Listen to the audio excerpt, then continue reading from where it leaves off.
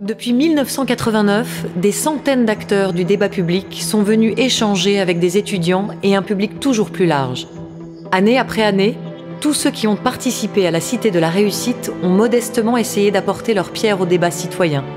Partager des connaissances, s'intéresser, s'étonner, questionner, apprendre et comprendre les autres. Telles sont les valeurs simples que nous avons essayé de promouvoir depuis 2 décennies. Transmettre est consubstantiel à la nature humaine, qu'il s'agisse de la vie que l'on donne, du savoir que l'on partage, des biens que l'on lègue, des rites et croyances que l'on diffuse, oralement ou par écrit. La Cité de la Réussite est par essence le lieu où se jouent toutes les gammes de la transmission. On se presse au débat pour recueillir la parole et la pensée de celles et ceux qui s'obligent volontiers à transmettre leur expérience, leurs réflexions, leurs solutions ou leurs révoltes.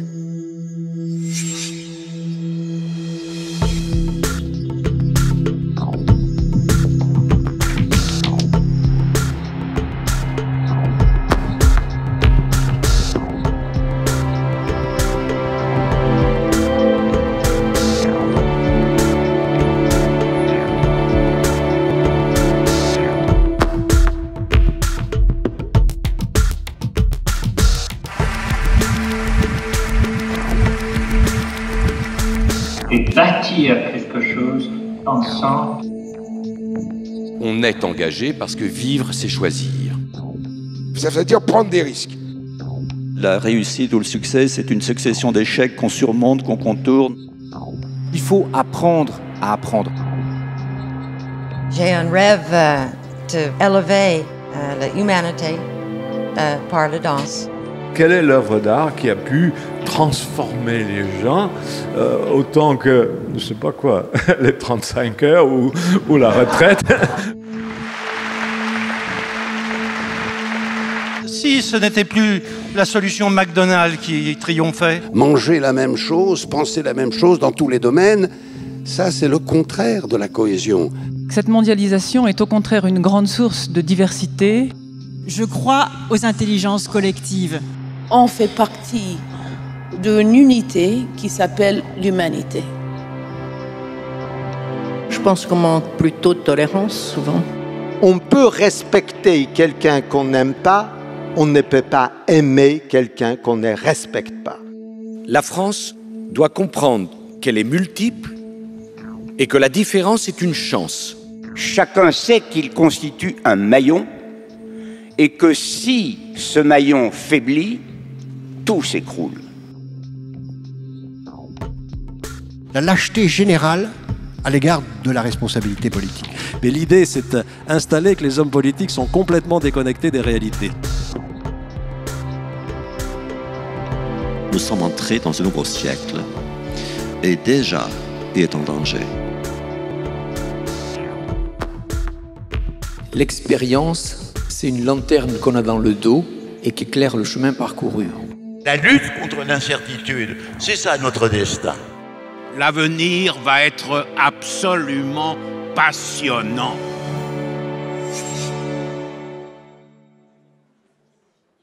Mesdames et messieurs, ils sont vos invités cet après-midi. Je vous invite à les applaudir.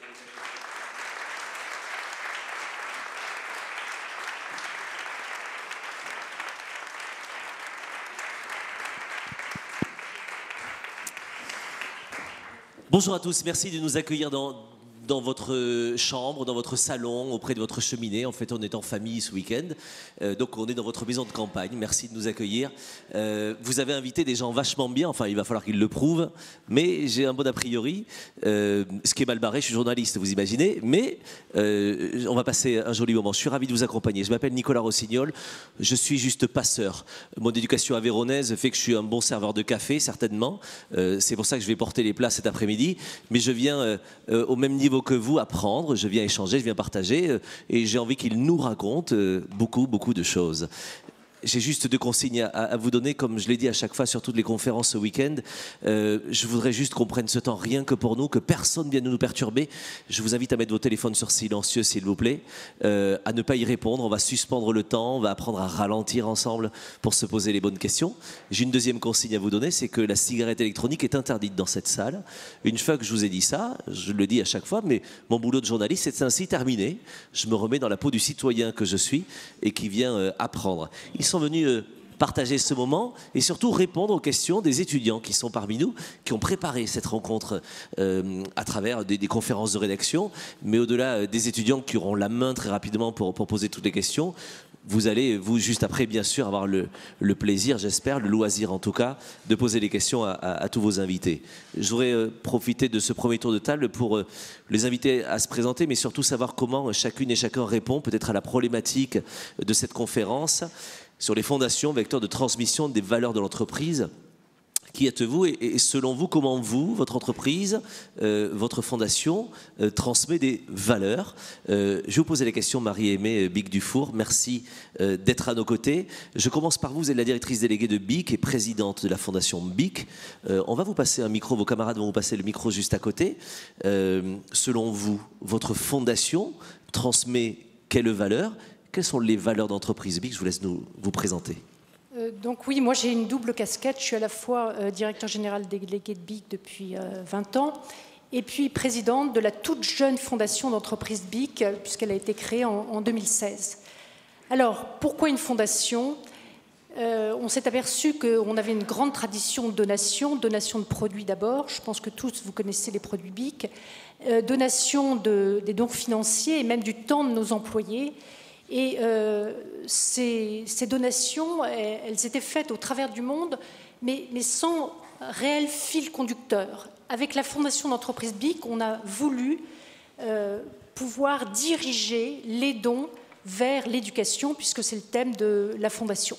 Je crois qu'aujourd'hui, en 2017, il est inconcevable de ne pas parler de responsabilité sociétale de l'entreprise. La responsabilité de l'entreprise, elle va bien au-delà des produits qu'elle fabrique, bien au-delà de la manière dont elle agit. Il faut regarder également ce qu'elle peut faire et je pense que la Fondation est un merveilleux outil de transmission de ces valeurs de l'entreprise vers notamment les communautés dans lesquelles l'entreprise opère. Merci, on aura beaucoup de questions à vous poser à ce sujet, bien sûr. Bernadette Moreau est à mes côtés. Vous êtes déléguée générale de la Fondation Vinci Autoroute, une fondation qui transmet des valeurs. Et quelles valeurs? Oui, racontez-nous. Je vais commencer par finir le nom entier de la fondation, parce que c'est Fondation Vinci Autoroute pour une conduite responsable.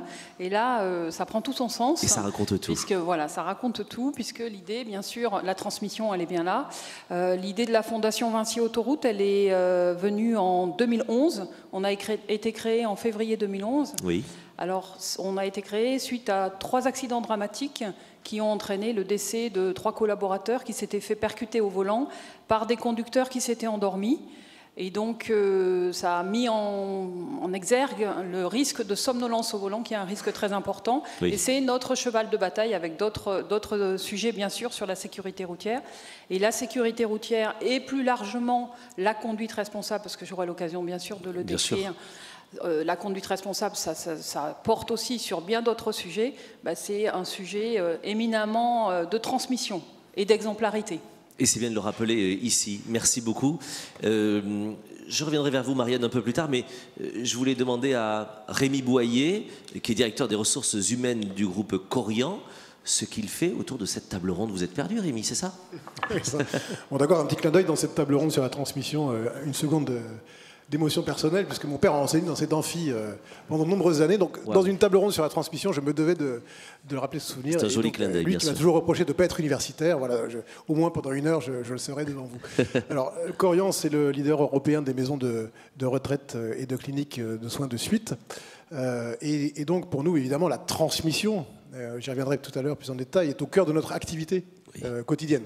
Et donc, nous avons décidé, alors c'est beaucoup plus récent que la Fondation BIC, il y a 3 mois, de créer une fondation qui s'appelle la Fondation du Bien Vieillir Corian, et chaque mot compte, Fondation du Bien Vieillir Corian, qui va être notre instrument pour à la fois promouvoir notre façon de faire, donc nos métiers, nos valeurs internes, et initier un débat plus large dans la société française et européenne sur la place des aînés dans nos sociétés.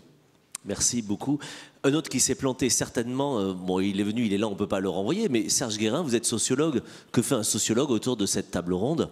Vous n'aviez rien à faire, c'est ça? Dimanche soir, vous avez dit « je viens ». C'est ça, je me suis dit c'est quand même sympa, il y a du monde, il fait chaud et c'est intéressant. Alors oui, c'est vrai, on pourrait se dire mais c'est bien gentil, mais simplement peut-être ce que disait Marie-Aimée Bic tout à l'heure, c'est-à-dire que l'entreprise, elle ne peut pas qu'elle le veuille ou non, s'intéresser seulement à l'entreprise. Oui. Son article premier, on le sait, c'est faire des profits. Il y a un vrai débat en ce moment d'ailleurs. C'est-à-dire, est-ce qu'il ne faut pas rajouter des éléments ? Parce qu'une entreprise doit évidemment faire des profits, parce que sinon elle ne marche pas, tout simplement. Mais qu'en même temps, si elle ne fait que ça, si elle est dans un océan de situations qui se dégradent, ça ne marchera pas.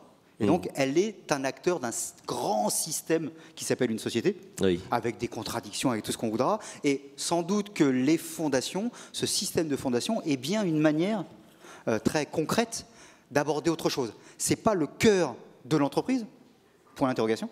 Ou est-ce que ce n'est pas le cœur de l'entreprise, justement? Mais en tout cas, c'est une action qui participe du cœur de l'entreprise. Et si je reste d'ailleurs, Marx disait le cœur d'un monde sans cœur. Et on a besoin de chercher, dans un monde sans cœur, on a besoin de chercher du cœur. Et alors, pour certains, ça peut être des spiritualités et tout ça, mais un des cœurs, c'est ce que fait l'entreprise dans la société. Et la fondation, les fondations participent, je crois, de cela. Permettez-moi juste une parenthèse. J'aime bien poser cette question pour qu'on soit tous sur la même base. C'est quoi un sociologue? Ça sert à quoi? Ça dépend desquels. Je vais être désagréable. Qu'est-ce qui a fait que vous êtes arraché les cheveux toute une vie dans votre métier? Racontez-nous. Vous avez vu les résultats. C'est pour ça. C'est quoi un sociologue? Alors, sociologue, normalement, dans la logique des choses, dans la création des choses, c'est de comprendre... essayer de comprendre comment marche la société et pourquoi elle est comme ça. Et qu'en fin de compte, il n'y a pas nécessairement une immanence qui aurait fait qu'un droit divin ou un Dieu qui aurait décidé que. D'ailleurs, finalement... Certains pensent que c'est Dieu qui a créé la société et d'autres pensent, plutôt les sociologues, que c'est la société qui a créé Dieu, si je la fais très courte. Et donc, Max Weber disait, ça désenchante. C'est-à-dire que c'est moins drôle que prévu et qu'il y a plein de raisons, alors pas nécessairement déterminées, après il y a plein de raisons, mais qu'en tout cas, il y a des faits sociaux qui s'expliquent en partie par d'autres faits sociaux et en partie, ça ne s'explique pas d'ailleurs. Donc finalement, c'est un petit peu le bordel. Après, toute la question, c'est est-ce que je suis un idéologue et je regarde la société de la manière dont j'ai envie qu'elle soit ? Oui. Ou bien est-ce que je suis un pragmatique et je regarde la société comme elle est, les êtres humains comme ils sont? Les êtres humains sont comme ils sont et pas nécessairement comme on voudrait qu'ils soient. Mais nous-mêmes, on est parfois comme on est et pas nécessairement comme on voudrait, comme nos proches voudraient que nous soyons. Cette question était utile, me semble-t-il. Merci beaucoup. Et je voulais terminer par vous, Marianne Echette. Vous êtes, vous, la déléguée générale de la Fondation SNCF. Mais si je voulais terminer avec vous, c'est... Vous connaissez, alors comme tout le monde ici, bien sûr, ce monde de la défondation, mais plus particulièrement parce que vous avez aussi été la déléguée générale de l'ADMICAL, qui est un centre de ressources qui connaît parfaitement et qui recense d'ailleurs toutes les fondations. Pourquoi c'est important de participer à une conférence sur justement la question de la transmission et des valeurs auprès des entreprises? Racontez-nous. Bonjour à tous et merci Nicolas. Voilà, je suis très heureuse de nous retrouver tous dans ce temple, en effet, de la transmission. Alors peut-être quelques remarques avant les questions des étudiants, puisqu'on les attend impatiemment. Moi, je pense au fond qu'une entreprise ne crée pas une fondation pour porter ses valeurs. Elle a bien d'autres moyens. En fait, elle le crée parce qu'elle veut vraiment agir et répondre à des besoins sociétaux. Donc pour moi, la fondation n'est pas un instrument d'information et de communication. C'est bien un levier d'action dans et pour la société. Elle peut même d'ailleurs être un incubateur d'idées, de valeurs nouvelles pour l'entreprise. Alors bien entendu, il faut qu'il y ait une cohérence avec les valeurs de l'entreprise, ça va de soi. Et à la SNCF, voilà, il y a des valeurs évidentes qui sont l'engagement, la solidarité, des références bien sûr historiques. Mais je voudrais juste peut-être m'arrêter sur la notion de transmission, puisqu'on est là aussi pour ça. Et c'est vrai que dans l'intitulé du débat, elle est considérée comme un simple outil, un vecteur entre deux éléments. Oui. Pour la Fondation SNCF, elle est bien sûr cela, évidemment, ça va de soi, c'est un vecteur. Mais c'est en même temps, petite parenthèse, c'est bien plus que cela, c'est une valeur en soi. À la Fondation SNCF, si vous voulez, la Fondation s'appuie sur la transmission comme un moyen d'agir et comme une valeur en tant que telle, au service du bien commun. Et c'est d'ailleurs vrai dans la nature de nos 3 domaines d'intervention que sont l'éducation, la culture et la solidarité, via des associations qui ici transmettent les savoirs de base, là favorisent l'accès, la pratique de la culture et encore encouragent des initiatives intergénérationnelles, Serge Guérin très sensible à cela, et de mixité personnes valides ou personnes handicapées. Donc ça c'est vraiment très important. Il y a aussi une dimension peut-être de la transmission que j'aimerais juste apporter là, qui me semble multidirectionnelle. En fait, il y a des flux descendants, des flux ascendants, des flux horizontaux, croisés, parce qu'en fait, il faut imaginer le mécénat d'aujourd'hui comme un écosystème. Hein, ça a quand même beaucoup changé. Et dans cet écosystème, un certain nombre d'acteurs interviennent. Bien sûr, les fondations d'entreprises familiales, les associations en premier lieu, les institutions, les collectivités et puis les salariés en mécénat de compétences, bien entendu. Alors toutes ces parties prenantes interagissent. C'est ça qui me semble important de dire, que cette transmission, elle est partagée. Et donc tout cela circule. Hein. Il y a un certain nombre de flux d'informations, de savoir-être, de savoir-faire, de retours d'expérience, d'évaluation, qui permettent à chacun finalement de s'enrichir de cette transmission. Je vais prendre le temps avec chacun d'ailleurs d'avoir un regard là-dessus, et puis ensuite les questions des étudiants. Juste Serge Guérin, transmission, on parle là forcément d'intergénérationnel, la preuve aujourd'hui évidemment, mais à travers les fondations également. Oui, je crois que c'est l'intitulé de ces 2 jours, transmission, la Sorbonne, donc un temple quand même des humanités, on est là dans quelque chose d'essentiel, parce que fondamentalement, c'est où transmettre, ou c'est la barbarie. Oui. Si on ne peut pas parler de futur, si on n'assume pas notre passé, si on ne le connaît pas. On ne peut pas intégrer des nouvelles personnes si on n'a pas la connaissance de notre passé, la fierté, y compris des éléments négatifs. Voilà. Et je trouve qu'il y a quelque chose là d'extrêmement fort. Puis deuxième élément, on a parlé, et Marianne Echette a eu parfaitement raison de parler d'intergénération, mais il y a peut-être quelque chose de très nouveau dans ces notions de transmission, c'est qu'avant, ça allait toujours globalement du vieux vers le jeune. Hein. J'apprenais auprès de quelqu'un, d'un ancien, d'un aîné, de quelqu'un qui savait. Aujourd'hui, ça marche toujours. Mais l'âgé, l'aîné, le senior, le plus âgé, parfois, c'est le beaucoup plus jeune qui lui apprend des choses. Bien sûr. Il y a une notion de réciprocité qu'il n'y avait pas auparavant. Nous sommes sans doute à la première génération où ça existe. Alors on pensera tous aux technologies, où chacun a une expérience en disant « mais mon petit-fils, ma petite-fille, ce petit garçon de 10 ans m'a expliqué des choses ». Très bien, et ça c'est incroyable, ça n'existait pas auparavant, mais ça peut être aussi, pour la première fois, j'ai envie d'aller, je sais pas moi, faire un voyage en Australie, et finalement j'ai demandé à mon petit-fils, qui lui, par Erasmus et autres, y était. Et du coup, il y a plein de choses nouvelles qui n'existaient pas auparavant. Donc la transmission, elle est encore plus nécessaire que qu'hier, si on veut avoir un demain. Oui. Et deuxièmement, il y a une réciprocité qui n'existait pas auparavant. Marie-Aimée Bic-Dufour, qu'est-ce que vous transmettez finalement? Qu'est-ce que vous faites concrètement pour transmettre? Qu'est-ce qui participe de la transmission au sein de votre fondation? On va vous offrir le micro à côté. Rémi, merci. C'est une question vraiment, j'allais dire pertinente, mais en même temps, je pense qu'on transmet avant tout un sens à la vie. On sens à la vie pour l'entreprise, mais également, et j'allais dire surtout pour les salariés. Parce qu'aujourd'hui, les salariés, et j'aurai peut-être le loisir de dire quelques mots plus tard, les salariés ont besoin de travailler dans une entreprise dans laquelle ils retrouvent un sens. Oui. Nous, chez BIC, on a la chance de fabriquer et de commercialiser des produits qui répondent à des besoins essentiels. Écrire, donner du feu, accès au feu, et pas seulement pour allumer une cigarette. Ça, c'est, j'allais dire, secondaire. Et puis enfin, l'accès à l'hygiène. Donc, de par l'ADN de l'entreprise, on donne du sens. Et au-delà de ce sens donné par les produits, je pense que les salariés ont besoin aussi de comprendre comment l'entreprise s'occupe de l'univers dans lequel elle agit, et notamment, encore une fois, des communautés qui nous entourent. Voilà. Est-ce que c'est l'occasion pour eux de se dire que ce qu'ils font a un vrai sens, sert vraiment à quelque chose, et finalement leur redonner ce sentiment de fierté?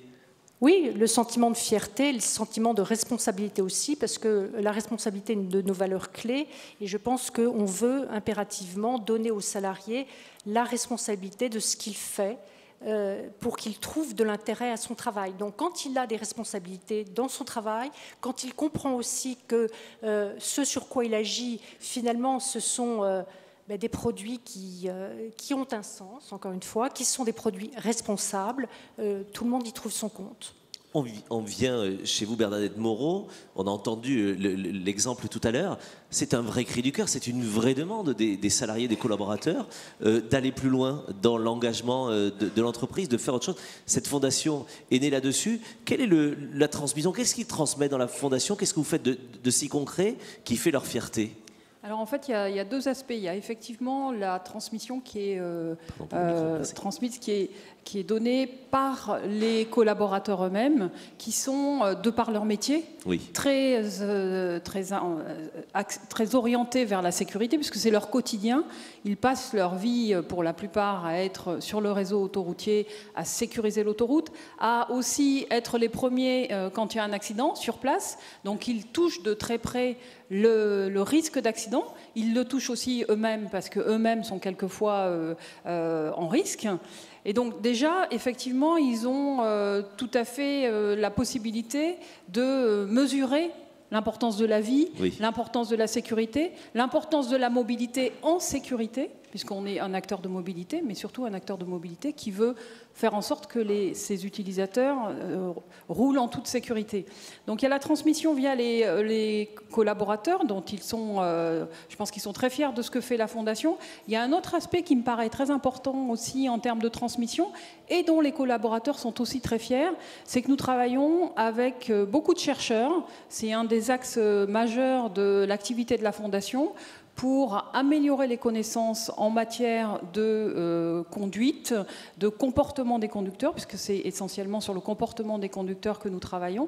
Et nous travaillons avec beaucoup d'universités, de laboratoires, qui vont nous permettre de mieux orienter nos messages de prévention. Et ça aussi, je pense que c'est une fierté pour nos collaborateurs de voir qu'on sait asseoir la crédibilité de la Fondation et de nos messages sur des chercheurs et des personnes qui apportent vraiment du fond à nos messages. Rémi Boyer, la question au DRH que vous êtes, la question de la fierté, c'est essentiel aussi, de se sentir encore plus utile. Je dirais avec plein de guillemets, c'est une manière de se payer aussi finalement, d'être fier et de se dire que notre entreprise est reconnue aussi. Bien sûr, alors sans jouer sur les mots, la transmission chez nous, c'est d'abord un acte médical quotidien. Et je le dis devant mes amis et collègues médecins qui sont ici de Corian, c'est un acte essentiel et vital, au sens fort du mot, entre deux équipes qui se passent le relais du matin à l'après-midi et de l'après-midi à la nuit, puisque c'est dans cet acte de transmission que se disent les choses qui n'ont pas bien été, ou les problèmes médicaux apparus la nuit, un problème de comportement. Voilà. Donc la transmission, elle est au cœur de notre activité, je dirais, quotidienne et médicale. Ensuite, la transmission, c'est tous les jours, tout le temps. C'est les transmissions d'une personne âgée à un personnel soignant, c'est des transmissions d'une famille au personnel soignant, d'une famille évidemment à son père ou sa mère, c'est des transmissions entre générations, cela a déjà été dit. Donc c'est au cœur de notre activité. Alors cette fierté, elle vient de cet acte de soins que l'on prodigue tous les jours à nos dizaines de milliers de résidents ou de patients. Et c'est vrai que quand on fait des enquêtes de satisfaction interne, on voit que nos employés sont très fiers de leur métier. À des taux qui ne feraient pas lire certains, qui sont des taux vraiment très élevés. Et cette fierté du métier, elle est là tous les jours. Nos enjeux, c'est en effet, alors on reparlera de la Fondation, mais puisque vous parlez des employés, cette fierté des employés, c'est le sujet sur lequel on va vraiment travailler, c'est comment faire en sorte que leur cadre de travail, notamment la qualité de vie au travail, l'environnement de travail, permettent à cette fierté de s'exprimer tous les jours.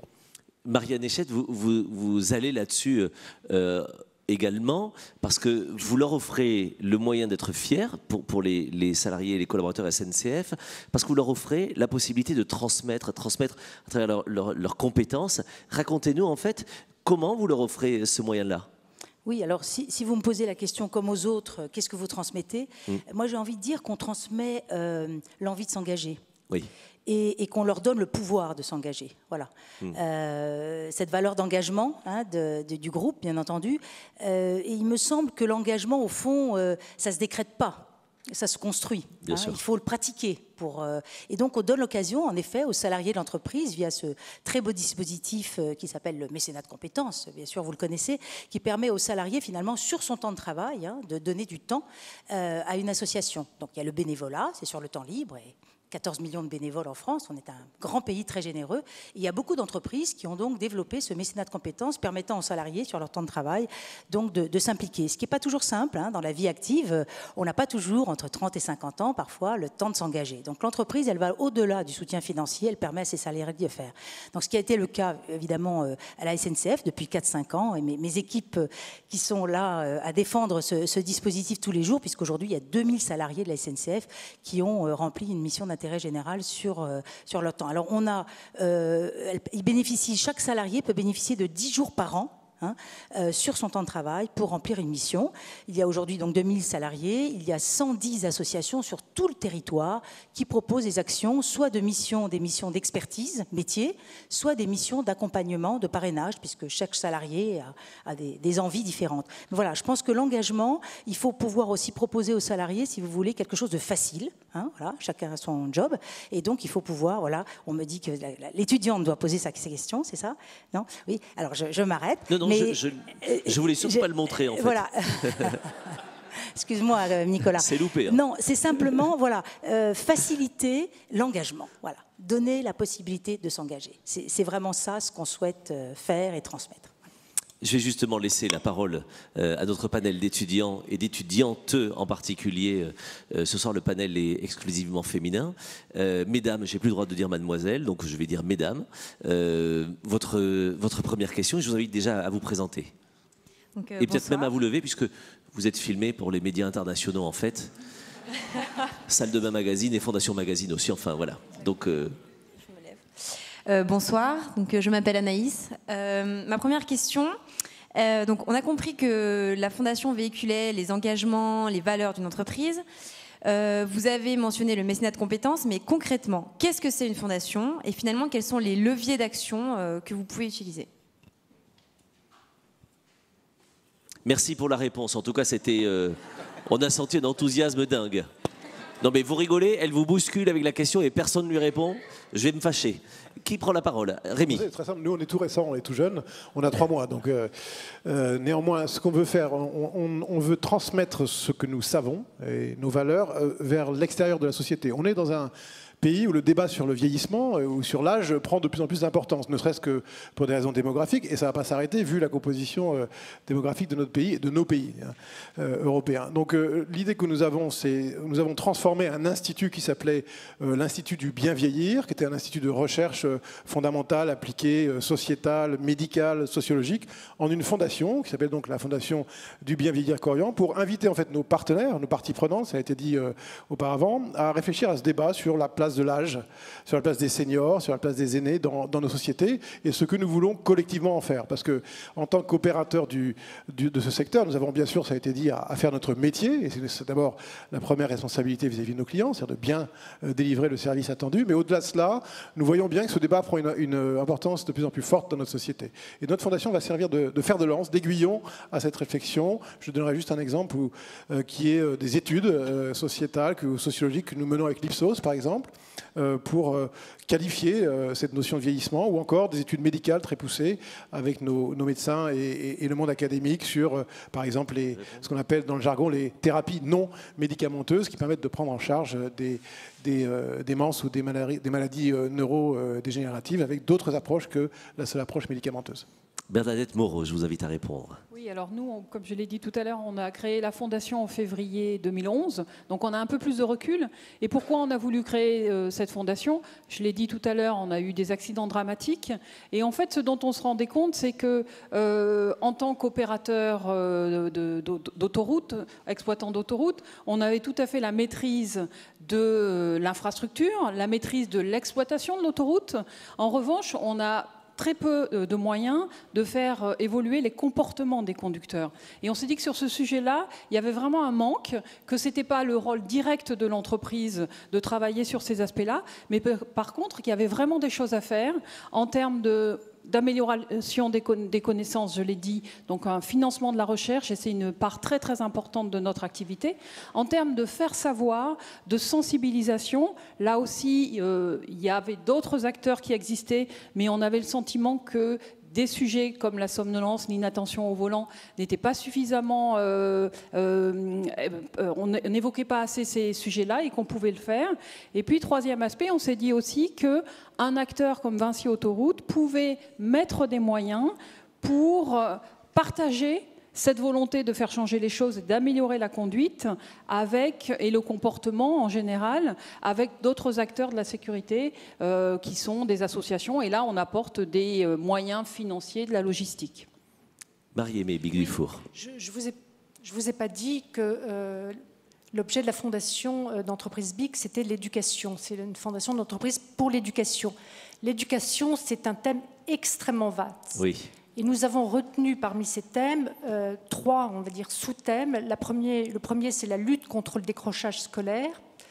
Le deuxième thème, c'est l'accès à l'éducation des filles et des femmes. Le même accès, en tout cas, favoriser le même accès à l'éducation des filles et des femmes que celle des jeunes hommes et des hommes. À l'international, hein, notamment. Oui, oui. Le terrain de jeu de la Fondation, c'est le monde entier. Oui. Et troisième thème, c'est l'éducation à l'environnement. Si je reviens à ces thèmes-là, et pour rebondir un petit peu sur ce qui s'est dit, il y a une chose qui nous préoccupe, c'est que dans certains pays, on écrit de moins en moins. Alors, vous allez me dire, c'est normal que BIC, qui vend des instruments à écrire, se préoccupe de ce sujet. Néanmoins, on s'aperçoit qu'il y a beaucoup de gens qui sont arrivés à la conclusion que quand on ne sait pas écrire, on ne sait pas réfléchir. Donc, si on ne sait pas réfléchir, l'éducation n'est pas tout à fait la même. Donc nous commençons à travailler sur ce thème-là pour démontrer combien l'écriture manuscrite est fondamentale dans l'éducation. Et c'était rappelé dans divers débats d'ailleurs aujourd'hui, le sujet est évidemment passionnant. On va aller un peu plus loin et, avec vos questions bien sûr, et puis tout le monde pourra répondre. Autre question des étudiantes. Bonjour, je vous invite à vous lever également. Bonjour. Ça fonctionne. Non, ça fonctionne, vous le posez sur le menton et ça fonctionne. Alexandra. Du coup, donc, on parlait également des moyens d'action, également des fondations. Est-ce que vous pourriez expliciter un petit peu plus les relations qu'entretiennent vos fondations avec les entreprises qui les ont créées, donc tout récemment? Est-ce que c'est uniquement une relation en termes de financement? Est-ce que justement avec le mécénat de compétences, comment ça s'organise aussi avec l'entreprise? Quelles sont véritablement en fait les relations entre ce secteur plutôt du mécénat, de la philanthropie, et le secteur plutôt commercial des entreprises? Il y a une question de liberté, finalement, entre les deux dans sa question. C'est est-ce qu'une fondation est libre, totalement indépendante? Comment ça fonctionne? Comment vous pouvez répondre précisément, Marianne Echef? Moi, je pense que la fondation ne doit pas être prisonnière de la stratégie de l'entreprise, hein, à sa propre stratégie. Alors bien entendu, elle participe de l'identité de l'entreprise. Hein, c'est bien l'entreprise qui l'a créée. Alors en fait, il faut essayer de trouver le bon équilibre en fait entre une aspiration à être intégrée à la stratégie de l'entreprise, à la stratégie RSE, plus précisément, et puis l'aspiration à être autonome, parce qu'il faut cet espace de liberté. Hein. Une fondation, si vous voulez, doit avoir une certaine autonomie pour pouvoir agir, et elle est aussi dans un temps long qui n'est pas celui de l'entreprise. Donc ça, c'est très important de lui permettre de disposer de cela, et c'est en général le cas, en tout cas à la fondation SNCF. Et donc pour mettre en place, alors bien sûr, il ne peut pas y avoir d'incohérence avec la stratégie et les valeurs de l'entreprise, ça va de soi. Pour mettre en place cette stratégie, on a en général un conseil d'administration. Et je pense que c'est important de le dire, parce que ce conseil d'administration, il y a certains administrateurs d'ailleurs dans la salle, et je les remercie d'être là.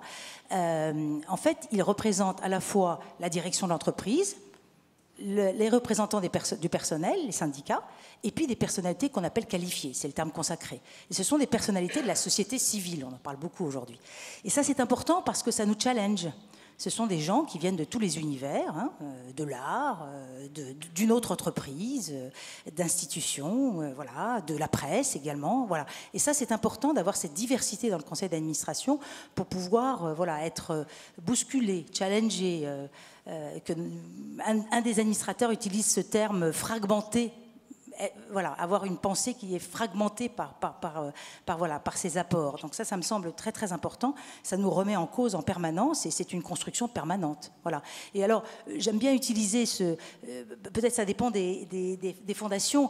En fait, il faut choisir soit entre le cordon ombilical, qui n'est pas coupé, soit le Wi-Fi peut-être. Alors, il y a quand même le même émetteur qui est l'entreprise et puis on est plus ou moins autonome, sachant qu'on n'est jamais indépendant, mais on est plus ou moins autonome. Rémi Boyer, je vous ai vu réagir. Oui, parce que je souscris complètement à ce que Marianne Echef vient de dire. Pour moi, la Fondation, c'est un prolongement de l'entreprise, mais sur d'autres champs. L'entreprise, encore une fois, elle a à faire son job, c'est-à-dire à délivrer le service pour lequel des clients payent et au niveau de qualité attendu. Ça, c'est son métier. Ensuite, elle a une raison sociale, elle s'inscrit dans une société. On dit souvent, chez nous, Korian est une entreprise d'intérêt social par son propre métier, mais ça nous dépasse. C'est-à-dire qu'on est dans un débat plus large. On a choisi pour la Fondation le thème de l'inclusion, parce qu'on constate en fait en pratiquant nos métiers que le monde des aînés est de plus en plus coupé, comme s'il y avait un monde des seniors et puis le reste. Et vous savez très bien que dès qu'on passe la barre fatidique des 50 ans, ce qui m'est arrivé il y a peu de temps, on bascule très rapidement dans le monde des vieux. Donc c'est cette coupure qu'on souhaite progressivement effacer, non pas parce qu'elle n'existe pas, le vieillissement est un fait, mais en revanche l'intergénérationnel, comme disait Serge tout à l'heure, le fait de prolonger notre action vers la société et comment, encore une fois, bien traiter cette question des seniors est importante. Et puis je terminerai par un mot sur notre comité scientifique, dont l'éminent président du comité se trouve à ma gauche. On a donc un panel de personnalités diversifiées qui sont des médecins, des gériatres, des sociologues, des prospectivistes, des journalistes, des gens qui réfléchissent à cette question et qui orientent en fait nos travaux par une vue un peu décalée, un peu neutre sur la Fondation. Si je n'ai pas d'autres réactions et des questions, et puis vous pourrez de toute façon compléter à chaque fois. Autre question dans notre panel. Bonjour. Bonjour. Ça fonctionne, ne vous inquiétez pas. Ça fonctionne. Je m'appelle Alice. On a beaucoup parlé des valeurs et je pense que sur ces questions-là, on s'accorde assez, vous comme nous. Parlez bien dans le micro. Merci. Moi, j'aurais une question très pragmatique, très prosaïque sur les budgets des fondations, parce que je pense que certaines entreprises peuvent se permettre d'en avoir une, d'autres peut-être que non. Et j'aurais aimé savoir comment on détermine un tel budget au sein d'une entreprise, selon quels critères et quelle marge de manœuvre vous avez. Voilà. Déjà, à la sortie, on demandera à chacun de contribuer, s'il vous plaît, aux fondations des uns et des autres. Marie-Aimée Bic-Dufour, le budget, c'est quoi? Représente quoi? Racontez-nous. Ou le choix? Oui, j'aime beaucoup votre question parce que je pense d'abord, première chose, qu'on ne mesure pas le succès d'une fondation à l'importance de son budget. Oui. C'est deux choses totalement distinctes. Mais indépendamment de ça, pour qu'il y ait un budget, il faut que l'entreprise ait des résultats et des profits. Parce que sans ça, s'il n'y a pas de profit, s'il n'y a pas de résultats, il n'y a pas de budget. Voilà. Alors nous, en ce qui nous concerne, on a fait un petit peu de benchmark, pour employer un terme moderne. On a regardé un petit peu sur ce que faisaient d'autres entreprises, d'autres fondations. Et puis après, on a fait aussi une péréquation par rapport aux actions qu'on faisait déjà dans l'entreprise depuis de nombreuses années, notamment sur l'éducation, comme je l'ai dit tout à l'heure, par des dons financiers et des dons de produits. Et puis après, on a fixé, le conseil d'administration de Société BIC a fixé un budget sur 5 ans. Que vous souhaitez dévoiler ici? Moi, je pense qu'il n'y a pas de, oui, il n'y a pas de secret. C'est 2 500 000 sur 5 ans, donc 500 000 euros par an. Mais c'est très, très largement en deçà de ce qu'on fait par ailleurs au sein de l'entreprise. Et je voudrais dire aussi, j'en profite pour dire que pour moi, la fondation est totalement différente, distincte de l'entreprise elle-même et de des actions de l'entreprise. La fondation, elle a un but essentiellement philanthropique. Voilà. Donc on pourra revenir dessus parce que je pense que c'est quelque chose de fondamental et il faut bien faire la part des choses. Je ne suis pas sûre que ça soit d'ailleurs le meilleur vecteur et le seul, en tout cas, axe de l'entreprise, d'action de l'entreprise. Ce n'est pas nécessairement le plus efficace, mais en tout cas, celui-là, la philanthropie, c'est la philanthropie, c'est-à-dire qu'on ne mélange pas les causes marketing, les dons de produits. Et c'est bien de le rappeler ici. Serge Guérin, je vous ai vu réagir, et Marianne Echette ensuite. Oui, je crois que c'est derrière la question du budget, qui est une question centrale, puisqu'après tout, c'est très, très concret. Finalement, c'est la question du retour sur investissement. Alors, je crois que dans le milieu, jeunes filles qui sont dans l'école de commerce et tout, je crois qu'on dit ROI, ça, mais c'est un sort du retour social de l'investissement. Et en fin de compte, ce qu'il y a derrière aussi, les fondations, les entreprises, on est en train de comprendre, avec retard dans ce pays France qui a une culture très très centralisée, c'est qu'il n'y a pas un seul décideur, il n'y a pas un seul acteur de la solidarité, de la cohésion, de l'évolution, de l'innovation, ainsi de suite. Il y a celui-là qui s'appelle l'État, qui s'appelle les institutions, et on en a besoin. Et c'est bien aussi pour donner une vision, enfin quand l'État en a une, ce qui n'est pas toujours le cas, mais ça c'est un autre sujet. Mais en tout cas, il y a plein d'autres acteurs. Et les fondations participent de ce vaste mouvement où dans une société, dans une situation qui est complexe, qui est difficile, qui est délicate, on parlait tout à l'heure par exemple de l'importance de l'écriture. Il n'y a pas besoin d'aller très très loin pour l'importance de l'écriture. En France, il y a des quartiers où il y a des femmes qui ne peuvent plus apprendre à écrire. Donc il faut aussi regarder tout près de chez nous. Bien sûr. Mais c'est un enjeu absolument majeur. On ne crée pas une cohésion si un Français sur 5 est en difficulté avec l'écrit, par exemple. Donc on voit bien et pour ça, il y a l'école, bien sûr, mais on voit bien que ça ne suffit pas. Donc il y a besoin d'autres acteurs. Et donc derrière ça, derrière le budget, derrière cette question-là, c'est aussi la rentabilité sociale de cet investissement. Et comment, d'ailleurs, on le mesure et comment on en fait le bilan. Et donc derrière, c'est au-delà de l'expérimentation, c'est comment on est capable d'en tirer les conclusions en disant ça marche, ça marche moins, ça dans telle situation ça marche moins, ainsi de suite. Donc on est aussi dans un moment très particulier où la société, elle ne bougera pas que par le haut, elle bougera aussi par tous ces exemples, ceux-là, et puis plein d'autres encore. Marianne, un mot là-dessus, parce que Marie-Aimée a dit quelque chose de très important. Ce n'est pas le budget qui fait aussi l'importance de la Fondation, c'est non seulement ce que l'on fait, mais il y a aussi toute l'évaluation du temps offert dans les compétences, du matériel. Marie-Aimée, au-delà des 2,5 millions dont vous nous parlez, il y a évidemment le temps que donnent les collaborateurs, il y a le matériel, et puis il y a toute la chaîne. Donc, ça aussi, c'est important, et c'est une valeur inestimable. Absolument. Moi, j'ai envie quand même de répondre, si vous voulez bien, à la question de la demoiselle. En fait, je pense que tout individu et toute entreprise en France, la plus petite soit-elle, peut faire du mécénat.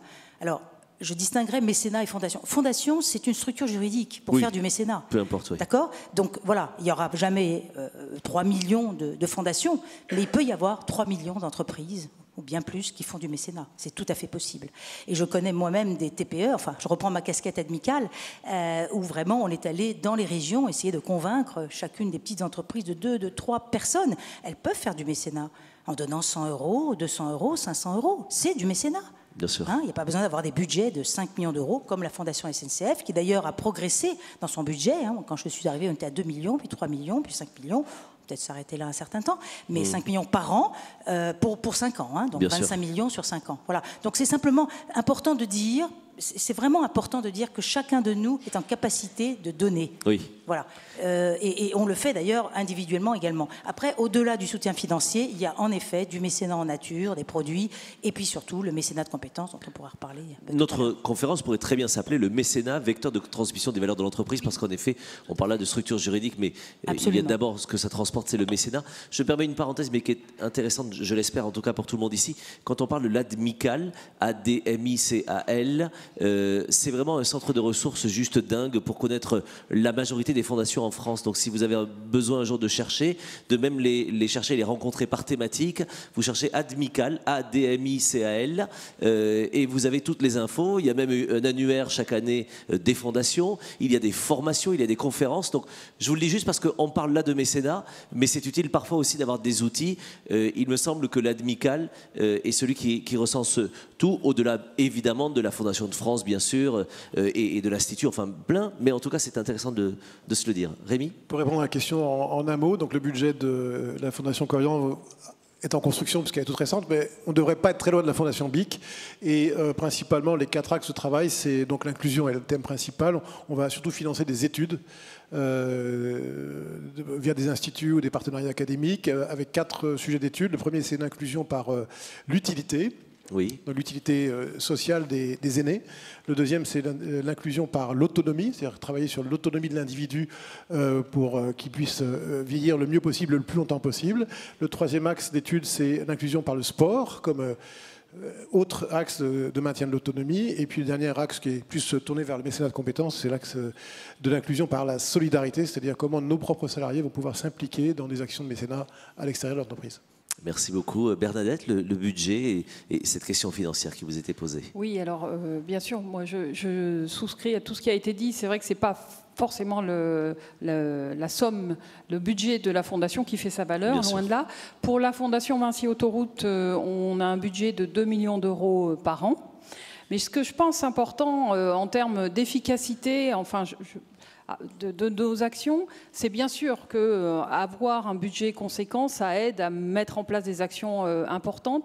Ce qui me paraît quand même indispensable après, c'est de savoir s'entourer de partenaires avec qui on va pouvoir démultiplier l'efficacité de nos actions. On n'est pas seulement un distributeur d'argent, ça n'a pas d'intérêt. Ça serait probablement pas très efficace, alors que ce qui est important, c'est d'aller trouver les bons interlocuteurs avec qui on va pouvoir faire fructifier les actions qu'on va mener et on va pouvoir les cibler de façon intelligente. Et ça, je pense que c'est une dimension extrêmement importante. L'argent ne suffit pas, loin de là. Et vous n'êtes jamais seul, en effet, sur ces initiatives. Autre question des étudiantes. Oui, donc j'ai une question pour Serge Guérin, en tant que sociologue et pas seulement en tant que membre du CA de la Fondation Corian. Vous avez certes parlé du retour sur investissement social en quelque sorte, mais finalement derrière tout ça, il y a la notion de don. Est-ce que vous y croyez au don en entreprise, à la philanthropie en entreprise? Attendez, je vais la pousser jusqu'au bout. Pourquoi est-ce qu'il n'y croirait pas? Et comme ça, je veux la question, voilà. Et pourquoi est-ce qu'il n'y croirait pas, selon vous, sur la question du don? Qu'est-ce qui pousse cette question-là? Parce qu'on pourrait penser que c'est surtout des aspects de communication pour une fondation, notamment. Merci. Serge. Très bonne question. Déjà, croire est un sujet. Voilà. Alors, commencez pas. Voilà, non mais... voilà. On va essayer dans le race... Mais il faut de la conviction aussi, évidemment. Alors, déjà, moi, ce auquel je crois le plus, c'est qu'une société, ça ne marche pas s'il n'y a pas du don. Ça ne marche pas. Nous ne sommes pas nés simplement dans une logique... Alors, on peut être en désaccord total avec ça, bien sûr, et il y a même un conflit intellectuel, idéologique très fort autour de ça. Je schématise bien sûr, mais il y a deux visions du monde. Où la vision c'est nous sommes là pour maximiser notre intérêt personnel, et donc globalement chacun essaie avec ce qu'il a de faire le plus de fric possible, je la fais courte, et je suis plutôt en opposition avec les autres, et que pas nécessairement le meilleur, mais que le plus fort gagne. C'est une vision de la société qui a fait ses preuves, hein. Ou bien il y a une vision plutôt la mienne, qui est une vision d'interdépendance. C'est-à-dire que, d'abord, on a tous besoin des uns des autres. Même, je prends souvent l'exemple de Teddy Riner, parce qu'on est assez différents. Le type, il doit faire 2,50 m, enfin voilà. Même coiffure, en tout cas. Oui, c'est ça, on a quelques liens, mais enfin bon, voilà. Mais même lui, il le dit, je lisais l'interview il n'y a pas longtemps, depuis qu'il a 14 ans et demi, il est suivi par une psychologue. C'est-à-dire qu'il est suivi par quelqu'un qui est sans doute beaucoup moins forte que lui physiquement, mais qui lui apporte autre chose. Et même lui, tout extraordinaire qu'il est, il a besoin de gens autres pour certaines de ses fragilités. On est tous en interdépendance. Ça, c'est la première chose. Deuxième chose, une société, elle marche parce qu'à certains moments, on donne. Si on n'est que dans l'achat-vente, ça ne marche pas. Y compris dans une entreprise. Parfois, je fais quelque chose en plus, je donne quelque chose parce que ça me fait du bien, ça me fait plaisir. Vous savez, le bénévolat, on a parlé des 14 millions de bénévoles. Les bénévoles, ils le font. Alors, il y a un très très grand sociologue qui s'appelait Marcel Mauss qui disait donner, recevoir, rendre. Ça marche, je donne, pas contre de l'argent, mais contre quelque chose qui est de l'ordre du symbolique. Mais ce symbolique, il est essentiel. C'est le sourire, c'est le regard, que sais-je encore, c'est le remerciement. Et on en a tous besoin. Alors c'est vrai qu'il y a des gens qui en ont sans doute moins besoin que d'autres. On peut être très très cynique et on n'a pas en avoir besoin. Mais globalement, une société ne peut pas avancer si elle ne valorise pas cette notion de don. Et l'entreprise est une micro-société, mais c'est bien une société. Donc même dans l'entreprise, où les gens sont là, évidemment, aussi les dirigeants pour que l'entreprise marche, et tout le monde pour, à la fin, avoir aussi un salaire. Bien sûr qu'il y a ça. Mais au-delà de ça, je le fais aussi, on l'a dit, plusieurs personnes l'ont dit, sur la notion du sens. Il faut aussi que je trouve un sens à ce que je fais. C'est quand même un certain nombre d'heures dans ma journée. Si je ne trouve pas ce sens, et d'ailleurs, souvent, c'est une des violences les plus fortes pour les gens, c'est de se dire, mais en fait, je sers à quoi ? Je suis un numéro, je suis anonyme, finalement, je ne serais pas là, ça serait pareil.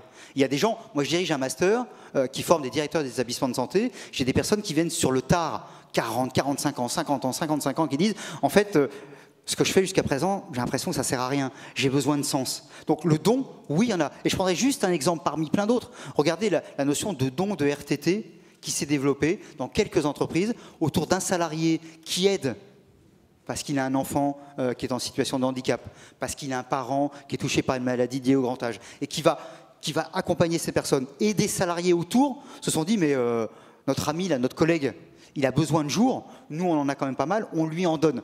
C'est né de gens Il n'y a pas eu de loi, il n'y a rien eu. Et après, il y a une loi. Ce qui me permet aussi d'avoir quelque chose d'assez optimiste, d'assez positif, de se dire les gens sont en effet pas mus seulement par leur intérêt personnel et que parfois, en effet, la société bouge par le bas, elle ne bouge pas par le haut. Marie-Aimée Bic-Dufour. Bien évidemment, j'allais dire, je ne suis pas en opposition avec ce que vous venez de dire, ce d'autant plus que je suis à l'origine de la création de la fondation de l'entreprise BIC. Mais je me suis longtemps posé la question et je me la pose toujours. Comment l'entreprise est-elle la plus efficace possible? Oui. Si je vois l'histoire de BIC, quand en 1960, mon père a lancé le fameux BIC Cristal en Afrique, en nouant des partenariats de fabrication avec des Africains, il a réussi à mettre ce produit de très bonne qualité, personne ne le contestera, à un prix tout à fait accessible entre les mains de millions de gens en Afrique. Oui. En Afrique, BIC est le symbole de la réussite sociale. Donc ça veut dire aussi que l'impact sur les populations avec ce produit-là, il a été beaucoup, beaucoup plus fort que tout ce que je pourrais faire avec la fondation d'entreprise BIC. Donc aujourd'hui, moi je me dis, la fondation d'entreprise, c'est très bien, mais il faut s'occuper de ce qu'on appelle en anglais le BOP, le bottom of the pyramid, oui.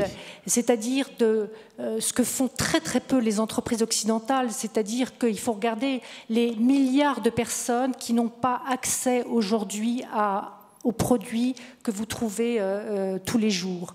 Et les produits BIC en font partie. On s'aperçoit quoi? Que plus on descend dans la pyramide, plus les gens ont besoin de produits de qualité. Plus ils ont besoin de produits accessibles. Et nous, BIC, on a commencé à mesurer comment et jusqu'où on descendait dans la pyramide. Et c'est intéressant de noter que, par exemple, le briquet, il est utilisé par des gens qui ont très, très, très, très peu de moyens. Voilà. Donc, quand on parle de l'impact de l'entreprise, je me dis, oui, c'est bien d'avoir une fondation, mais le mieux... C'est encore plus intéressant de fabriquer et de réussir à commercialiser des produits pour les milliards de gens qui en ont besoin. Et qui ont une utilité. Merci beaucoup. Est-ce que je peux juste me permettre un tout petit élément, parce qu'on est sur quelque chose, on est sur la transmission. On a parlé de l'écriture, qui est en effet l'objet essentiel pour transmettre. Et donc c'est derrière le stylo BIC, il y a le sens de mon stylo. Qu'est-ce que je fais de ce stylo? Et c'est là où, d'ailleurs, c'est intéressant parce que c'est une entreprise privée qui n'était pas sponsorisée par l'État ou que sais-je encore. C'était pas une association, c'était pas des 12 humanistes. C'est quelqu'un qui dit, à un moment donné, pour développer mon entreprise, voilà ce que je veux faire. Mais derrière ça, il y a le sens du stylo. Alors, avec un stylo, on peut écrire des saloperies. Hein, comme il y a des livres, voilà. Mais aussi, l'idée derrière, c'est si le stylo se développe, c'est parce que j'écris, je transmets quelque chose à quelqu'un d'autre qui va poursuivre. Et donc derrière, en effet, ce que vous disiez, derrière le stylo, il faut apprendre à écrire. Il faut avoir le goût de l'écriture. Et une fois qu'il y a tout ça, on crée un système vertueux et on change en effet le monde. D'un stylo, d'une action qui est faite pour faire de l'argent, on peut aussi changer le monde. Et donc il y a bien un don quelque part. Donc en fin de compte, l'un ne s'oppose pas à l'autre, mais l'argent sans le don, à mon sens, ne peut pas fonctionner. Et finalement, BIC, ce que je n'avais pas réfléchi avant, vous en êtes une preuve vivante. C'est intéressant quand même. Et merci de nous l'avoir rappelé, évidemment. On va laisser la parole à la salle. Les étudiantes, bien sûr, vous reprenez la parole quand vous voulez. Mais qui souhaite poser une question? Alors, vous savez quoi? Vous allez prêter votre micro à monsieur derrière et puis ensuite à mesdames. Et puis, on va porter le micro à une autre main qui était levée là-haut. Qui levait la main là-haut? Je ne sais pas qui. Allez-y, prenez le micro. Quel micro? Monsieur, bonjour. Je vous invite à vous lever, s'il vous plaît. Oui. Et à vous présenter, bonjour. Sauf si vous avez un truc à vous reprocher. C'est vous qui jugerez. Alain Grancher-Cabane, je suis cofondateur d'Admical que vous évoquez. J'ai d'ailleurs été président pendant quelques courtes années. Alors, ma question s'adresse principalement aux 4 représentants des fondations. Pardon, monsieur le professeur. J'aimerais qu'on revienne, si ça ne vous ennuie pas, au thème exact, les fondations comme vecteur de transmission des valeurs de l'entreprise. J'aimerais que chacun des 4 intervenants nous donne un exemple concret d'une valeur de l'entreprise et de la fondation qui est à ses côtés, qu'ils transmettent volontiers, et surtout par quels moyens, par quelle procédure, par quelle technique. En fait, donnez-nous un exemple concret dans vos relations de mécénat. Quelles valeurs transmettez-vous et comment? Merci. On a déjà eu des éléments de réponse, mais allez plus loin peut-être pour répondre à monsieur. Marianne. j'avais envie de reprendre l'exemple de l'engagement. Cette valeur, qui est vraiment une valeur cheville au corps de SNCF, hein, on connaît cet engagement tous les jours, puisque SNCF transporte 15 millions de voyageurs par jour, et donc évidemment tout le monde est sur le pont en permanence. Et donc ce qui est intéressant avec la Fondation, c'est peut-être de faire ce continuum entre l'engagement professionnel et l'engagement dans la cité. Hein. Et donc l'exemple, le moyen, notre moyen à nous, c'est l'engagement des collaborateurs. Hein. C'est ça l'exemple. Hein, c'est ce mécénat de compétences qui permet à chacun d'eux de prolonger. Hein, et donnez un exemple justement de concrètement ce qu'ils font. Vous avez des exemples fantastiques. Concrètement, sur le parrainage, des missions d'expertise, des missions de parrainage. Les missions d'expertise, ce sont par exemple des missions métiers. Hein. Souvent, les associations ont besoin de compétences support. La communication, le juridique, la comptabilité, etc. L'informatique, voilà. L'informatique, et donc les salariés, mais aussi des électriciens. On a 150 métiers chez nous, donc voilà, on peut tout faire à la SNCF. Et donc, voilà, ils viennent mettre à disposition leurs compétences dans des missions qu'ont formalisées les associations. Et je vous dis, c'est pas une mince affaire pour la Fondation que d'aller trouver les associations, d'identifier les besoins, de les formaliser, et puis de trouver en face le salarié qui va remplir la mission un temps donné sur un territoire donné, puisqu'on couvre toute la France. Hein. Donc voilà, c'est un vrai travail de dentelle, mais voilà, ça nous passionne et c'est vraiment important d'être là pour ça. Donc voilà, c'est par exemple ça, c'est aussi des missions de parrainage, oui. Et c'est vrai que le parrainage, l'accompagnement, le coaching, enfin voilà, on peut y mettre tout ce qu'on veut, est très important aussi. Et au fond, 60% des salariés aujourd'hui préfèrent ce type de mission que la mission de métier. Hein, voilà, ils font leur métier tous les jours, ils ont juste envie de faire autre chose. Et en fait, ils se sentent vraiment... Enfin, il y a vraiment deux aspects, être utile et se sentir utile. Il y a vraiment les deux. On est utile pour le jeune ou le moins jeune qu'on accompagne, et on se sent également utile pour soi-même. Hein. Donc ça, c'est important. Donc le parrainage, c'est le fait d'accompagner un jeune qui veut rentrer, un jeune issu des milieux populaires, parce que nos publics sont essentiellement les publics fragiles et les publics issus des quartiers, et donc, ou des zones rurales d'ailleurs. Hein. Et donc l'important, c'est de pouvoir donc les accompagner dans leur orientation professionnelle, dans la recherche d'une école, dans leur confiance en soi, etc., etc. Voilà comment on y va. Elle va détester que je le dise, mais j'ai le bonheur, mon métier c'est juste d'être animateur et journaliste, mais d'animer un jour les trophées de la Fondation pour Marianne. Et c'est toujours un bonheur de voir non seulement le bonheur des salariés voilà, et les associations qu'ils accompagnent. Il y a beaucoup de choses, notamment autour de l'illettrisme aussi. Il y avait des gens qui étaient engagés dans le handicap, des gens dans les quartiers. C'est toujours en effet très touchant et c'est en effet très très concret. Et c'est ce que l'on attend évidemment. Rémi. Alors, c'est vraiment une excellente question parce que c'est au cœur de notre raison sociale. Que nous, on a 4 valeurs dans le groupe Corian qu'on a choisi suite à un long processus de maturation interne qui lui-même faisait suite à la fusion entre Corian et Medica. Donc, je vous passe tous ces détails, mais il y a 4 valeurs. La première, c'est la bienveillance, parce que c'est au cœur de notre acte quotidien vis-à-vis de nos patients. Le deuxième, c'est la responsabilité. La troisième, c'est l'initiative. Et la quatrième, c'est la transparence. Donc, si je dois répondre précisément à votre question, quel est le lien entre ces 4 valeurs et la Fondation? J'ai envie de sélectionner un mot, de manière arbitraire, qui est la responsabilité. Parce que nous avons une responsabilité, on le voit bien dans le débat public de plus en plus, vis-à-vis, bien sûr, de nos clients, patients, résidents, mais aussi de leurs familles. Et de plus en plus d'un entourage assez large, des parties prenantes qui regardent le secteur du vieillissement de plus en plus de manière étroite, parfois un peu critique, mais qui nous fait progresser. Donc la responsabilité, c'est, je pense, la valeur la plus forte en lien avec la Fondation, qui elle-même tente de réfléchir sur c'est quoi le statut du vieillissement dans notre société, comment on peut aider. Et pour finir de manière très concrète, j'ai cité tout à l'heure l'exemple des thérapies non médicamenteuses. Corian a été un des premiers groupes dans son secteur à inventer un certain nombre d'outils.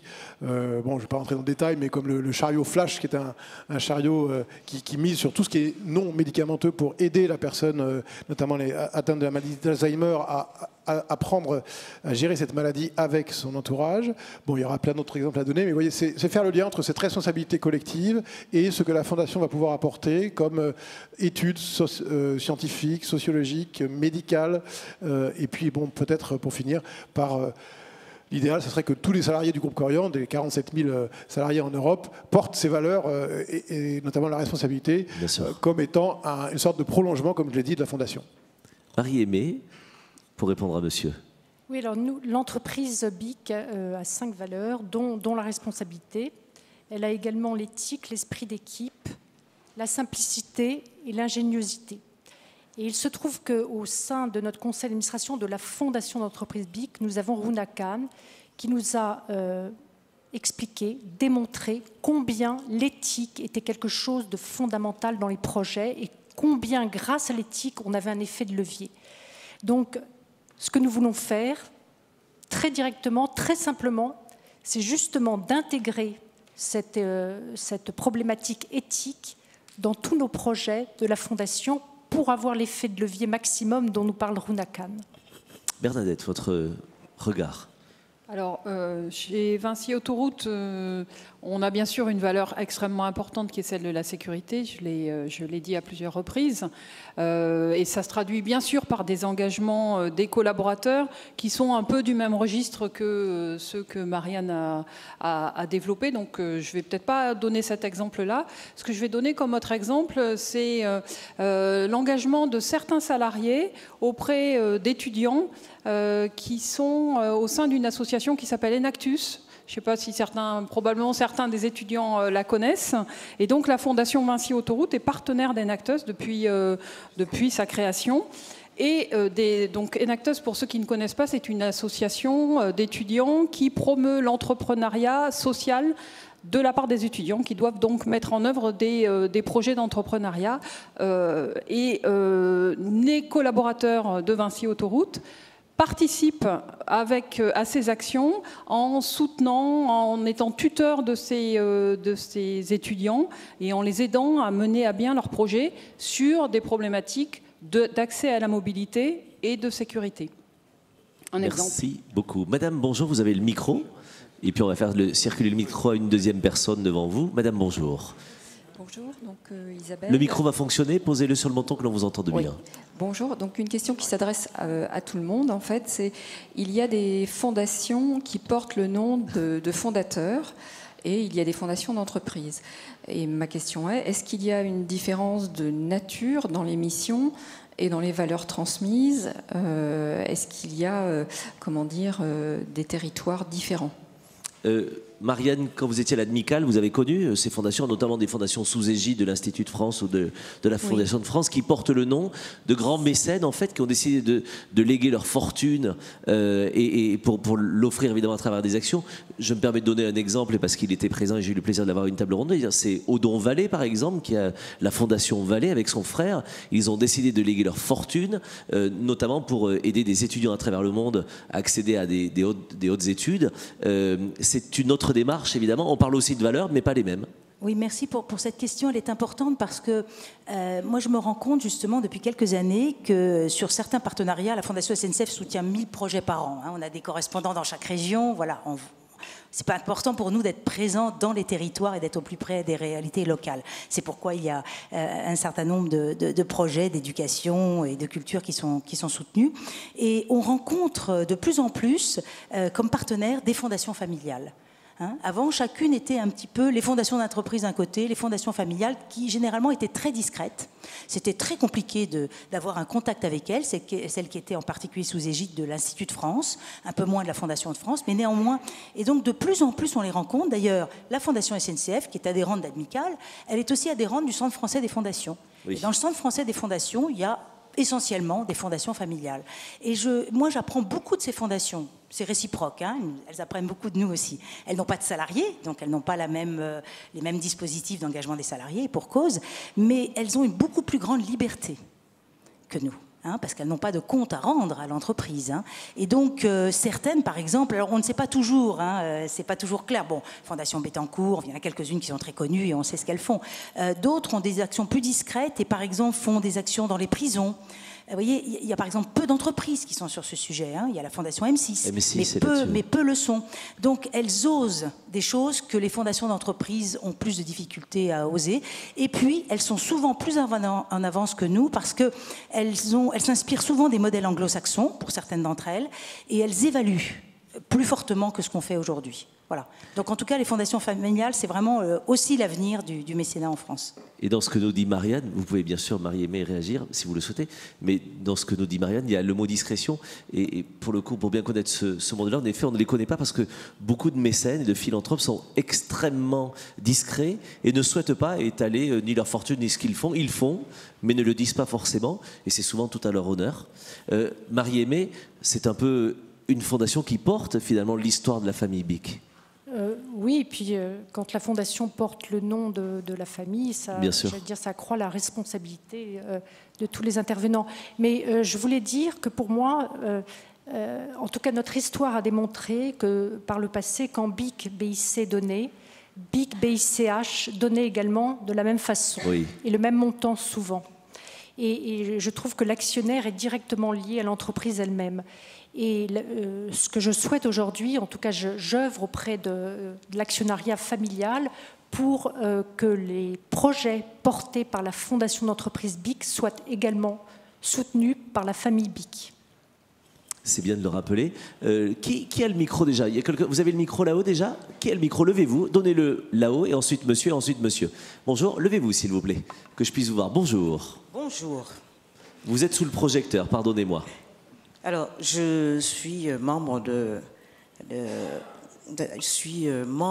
la fondation SNCF, administrateur, et je voulais vous remercier pour cette discussion extrêmement intéressante. Vous souhaitez donner votre nom ou pas du tout? Marie-Roger Biloa. D'accord. Allez-y. Alors, j'ai une question qui s'adresse à tous et en particulier à monsieur le sociologue. Là, nous avons affaire à des fondations d'entreprises qui sont issues d'entreprises dont l'objet social ne pose absolument aucun problème dans les services qu'ils rendent au public. Je pense à la SNCF qui est absolument indispensable. Bien sûr. C'est pas que je prêche pour ma chapelle, mais c'est pareil pour la prévention routière ou le BIC que je salue au passage. Et le rôle de BIC en Afrique a été souligné tout à l'heure et j'en suis témoin. Que faire alors des fondations qui sont issues d'entreprises plus contestables? Et par exemple, celles qui fabriquent des cigarettes ou des choses nuisibles pour la santé. Et donc on voit par exemple l'action en Afrique où d'un côté ils font la promotion de la cigarette, ils vont donner des cigarettes aux enfants à l'école pour les habituer. Et à côté... ils donnent des poumons pour changer les poumons. Voilà. Merci, Est-ce qu'on les met dans la seconde division? On a bien entendu. Qu'est-ce que vous répondez, Serge Guérin, à cela? Derrière, il y a la question sous-jacente, finalement, de la démarche sincère ou insincère et du mécénat washing, comme on pourrait avoir du greenwashing, comme on pourrait avoir bonne conscience washing. Qu'est-ce que vous répondez à cela? Après tout, un vendeur de cigarettes, vous, ça vous choque, d'autres, ça ne les choque pas.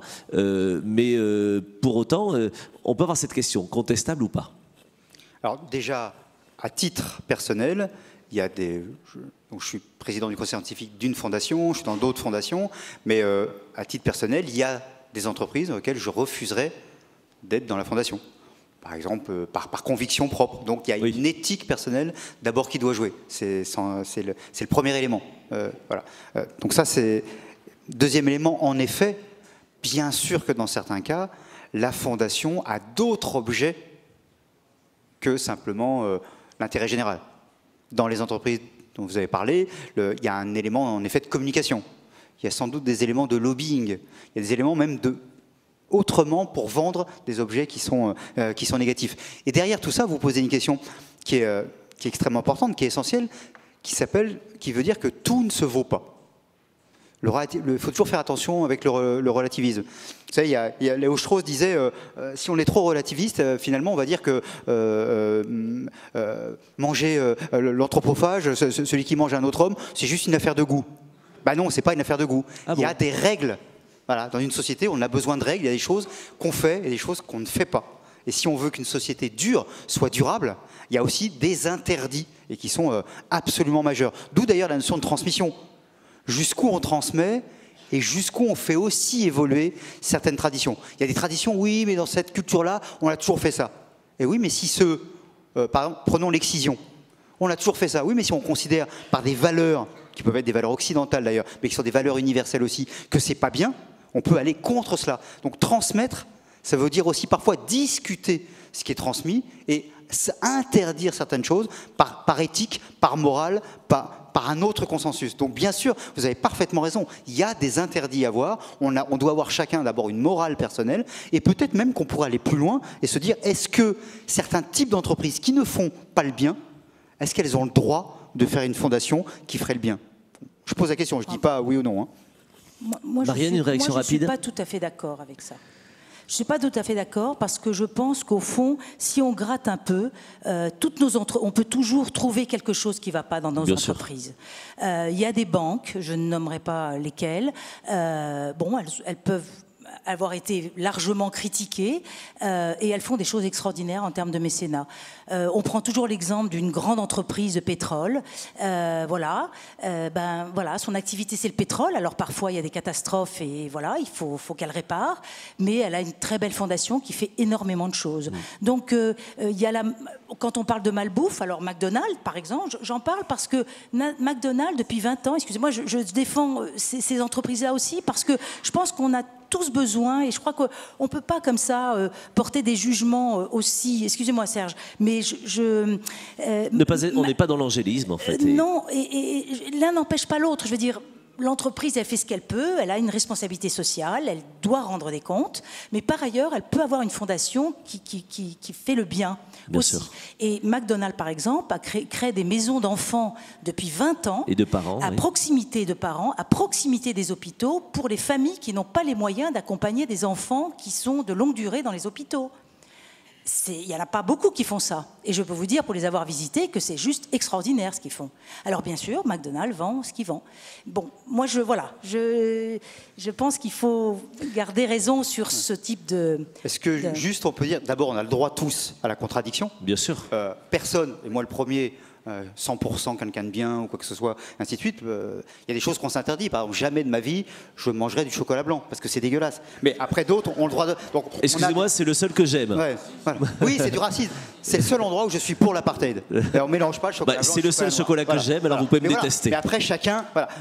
Mais bien sûr qu'il y a des contradictions et que tout n'est pas une entreprise 100%, je sais pas quoi, 100% bio pour aller vite.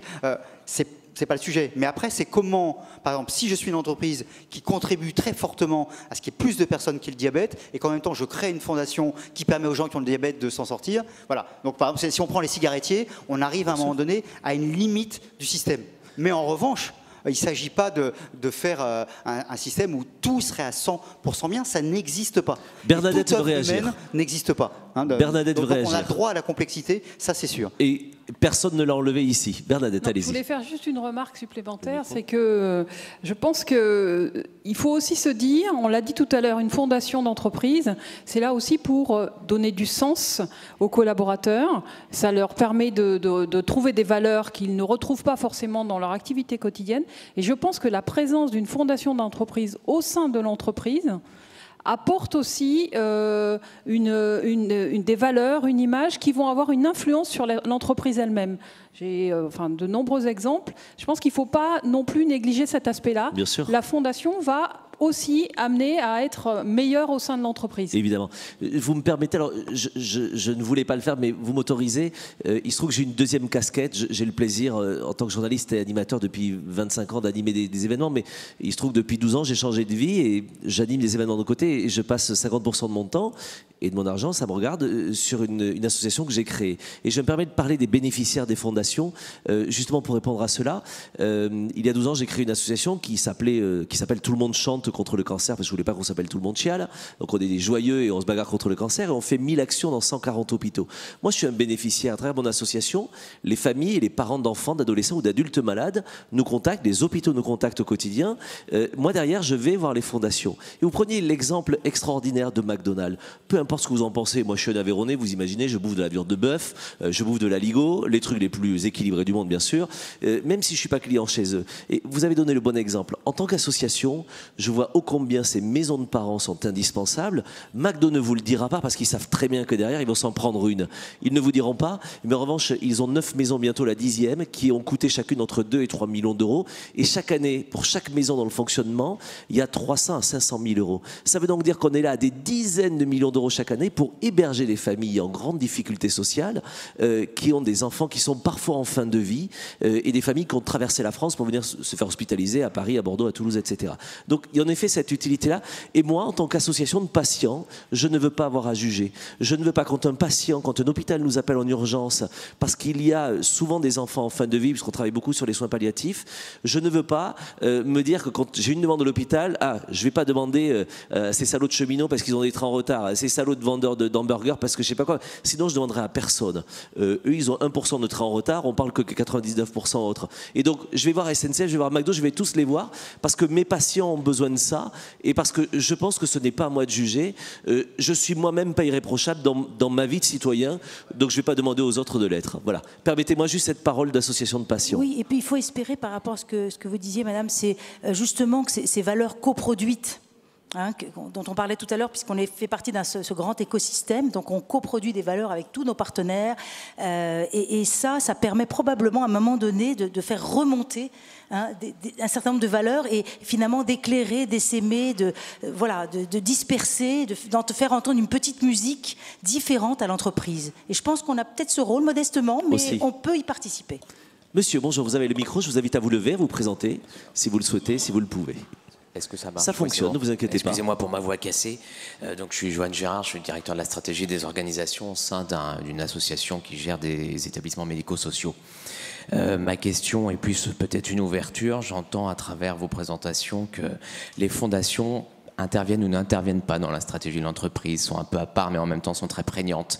Et j'ai bien aimé effectivement votre intervention, Madame Bix, sur la notion aussi des enjeux éthiques, et que la Fondation peut éventuellement redonner du sens ou un élément complémentaire sur la réflexion éthique. Donc ma question se porte, puisque le vecteur de transmission des valeurs, ça voudrait dire peut-être l'hypothèse que l'entreprise parfois a du mal à maîtriser cet aspect immatériel dans son entreprise pour gérer ses valeurs au sein même de l'entreprise, et que la Fondation l'aide à cela.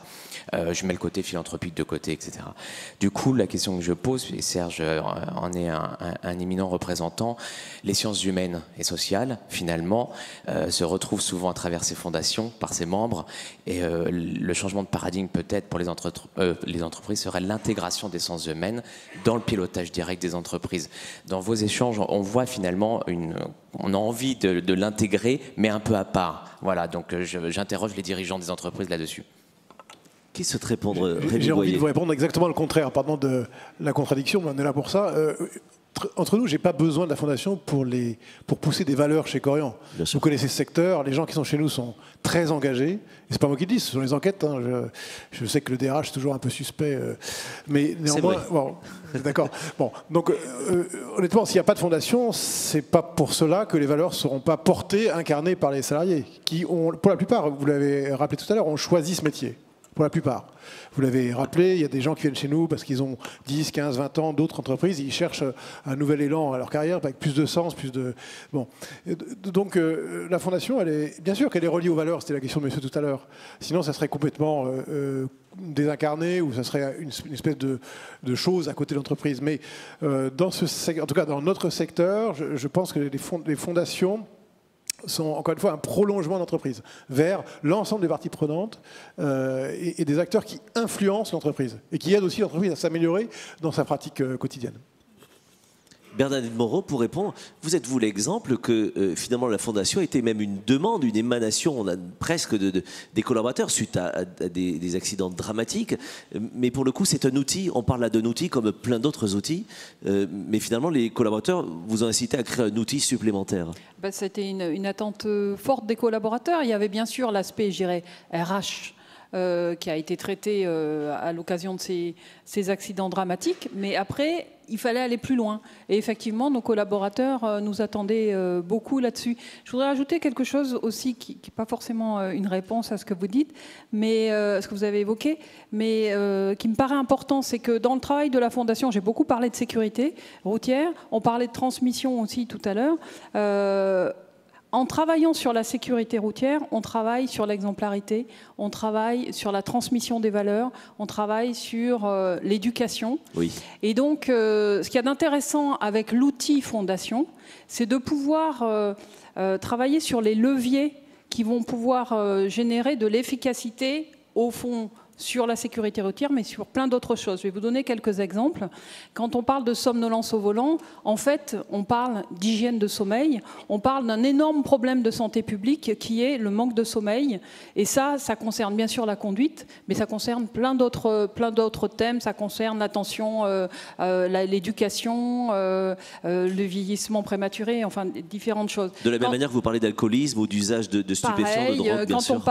Quand on parle de distraction au volant, on va parler de l'usage du smartphone, du téléphone, et on sait bien que bien au-delà de la conduite, il y a d'autres choses à faire pour qu'on sache utiliser de façon responsable tous ces outils. Donc c'est ça qui est intéressant aussi avec l'outil de la Fondation, c'est qu'on peut vraiment aller rechercher des sujets bien au-delà de notre petit sujet de conduite responsable, si je puis dire. Et ce que vous nous dites les uns les autres, on va vous apporter le micro, ce que vous nous dites les uns les autres, c'est que finalement on reste bien là. La Fondation, c'est le nom juridique en fait d'une structure, mais elles sont toutes aussi diverses. Il y a autant de fondations et diverses évidemment. Vous allez voir les 700 ou 800 qui sont abritées par la Fondation de France, elles ne sont pas ni gérées, ni de la même manière, ni avec les mêmes valeurs, etc. Donc chacune a sa personnalité. Serge, oui. Oui, juste de manière très courte, je crois que ce qui est dit dans la question aussi, c'est encore une fois, tous, quelle que soit notre situation, notre niveau, on a besoin de trouver du sens à ce qu'on fait. Et donc, une fondation peut être un élément, mais je suis un acteur de l'entreprise, du plus petit au plus grand, à quoi je sers. Et l'enjeu majeur, c'est le soir, le matin, me dire à quoi j'ai servi, est-ce que j'ai été à un niveau ou un autre utile à quelque chose. Et là, en effet, il y a des entreprises, on est peut-être moins utile, voire négatif que d'autres. Ça, je reviens là-dessus. C'est aussi possible. Toutes les entreprises ne se valent pas, comme toutes les sociétés, à mon sens, ne se valent pas. Évidemment. Madame, vous avez le micro et ensuite monsieur. Madame, bonjour, je vous invite à vous lever, s'il vous plaît. Bonjour. Allez-y, ça fonctionne, ne vous inquiétez pas, on a une super équipe, donc soyez confiante. Oui, bonjour. En fait, je voudrais savoir si vous considérez que l'État encourage suffisamment la création d'entreprises, parce que moi j'ai l'impression que la création d'entreprises ou de fondations la création des fondations d'entreprises, parce que j'ai l'impression que les barrières à l'entrée sont assez élevées. Moi-même, j'ai une entreprise et depuis le départ, en fait, mon objectif, c'est d'adosser une fondation dédiée à l'éducation au sens large du terme. Et honnêtement, je trouve que c'est un peu compliqué. Qu'est-ce qui est compliqué? Alors, autour de la table, finalement, il y a des incitations juridiques, fiscales Non, c'est très facile de créer. Si vous d'abord, vous pouvez faire du mécénat sans fondation. Oui, ça, je sais, j'en fais déjà. Et vous pouvez créer un fonds de dotation. Oui, mais il y a la gestion administrative qui est un peu compliquée. Ah non, pas du tout. C'est quoi la différence, Marianne, puisque vous lancez? C'est ce qui est plus simple. Non, la fondation d'entreprise, il y a un certain nombre de contraintes. Les fondations sous égide ou les RUP, fondations reconnues du public. Mais le fonds de dotation, c'est comme une association. Donc c'est très très simple à créer. Vous pouvez créer ça du jour au lendemain. Et vous pouvez recevoir des dons de tous les gens que vous voulez, avec des legs et voilà. Donc c'est très très simple, créer un fonds de dotation. Ça existe depuis 7-8 ans, je crois. On peut dire aussi qu'il y a des centres de ressources vraiment pour vous indiquer là-dessus. Toujours Admical, CFF, AFF aussi. Enfin, vous avez beaucoup de centres de ressources en la matière. Vous tapez fonds de dotation, vous allez voir, c'est très simple. Et des avocats aussi spécialisés qui peuvent vous aider là-dessus. On va vous apporter le micro, monsieur. Bonjour, vous avez le micro. Bonjour, Quentin Morel, je suis étudiant en communication et en fait justement il y a beaucoup de personnes qui considèrent aujourd'hui que les fondations c'est uniquement de la com et est-ce qu'il n'y aurait pas une manière, c'est vrai qu'on considère souvent que les fondations s'inspirent des valeurs des entreprises, est-ce que ça ne pourrait pas se faire dans le sens inverse, c'est-à-dire que les entreprises dans leur façon de produire et de commercialiser, elles s'inspirent finalement de ces fondations, que ça se fasse dans l'autre sens.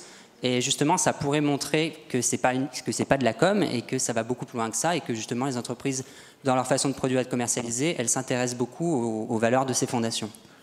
Les frontières ne sont pas imperméables, ça va des deux côtés, tout le monde s'inspire.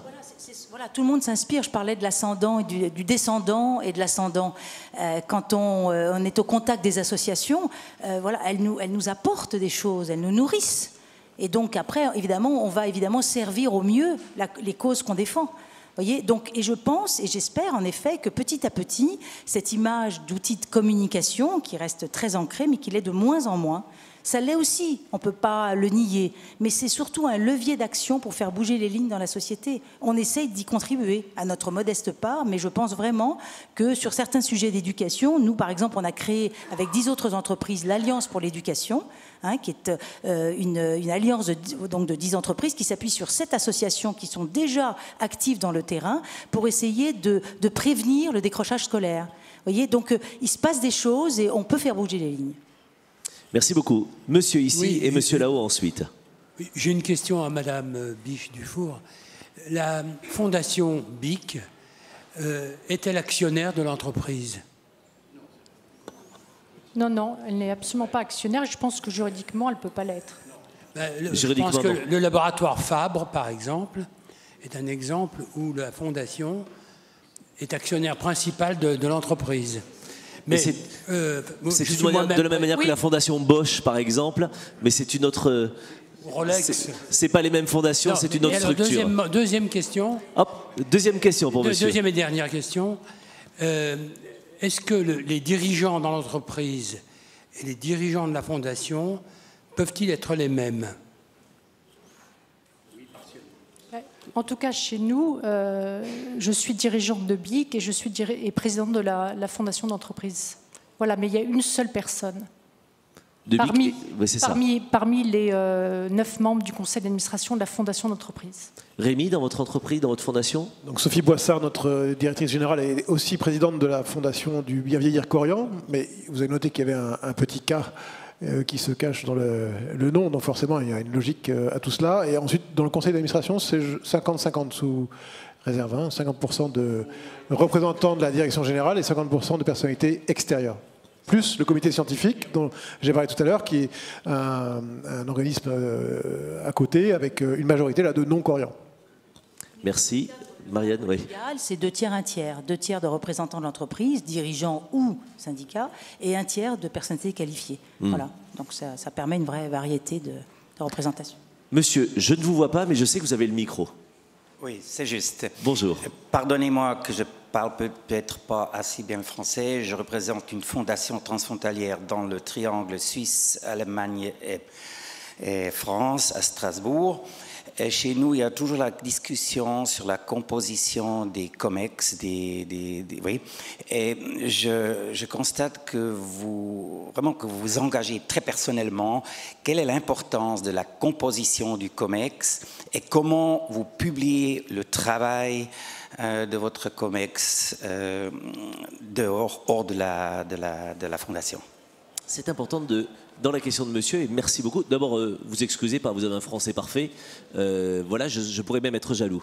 Derrière la question de monsieur, il y a aussi l'idée reçue que parfois dans les fondations, c'est un club de notables, en fait, de gens qui n'ont rien à faire, mais qu'on a mis là juste parce que ce sont des notables. Je fais exprès, évidemment, l'avocat du diable, mais comment vous répondez à monsieur? Je vous invite au prochain plateau de la Fondation Corian.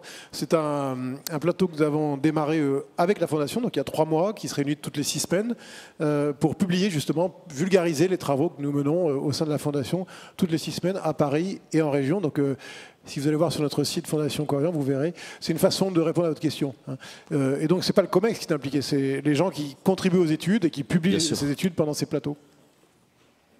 Idem. Voilà, pas tout à fait la même chose. Nous on a un site internet.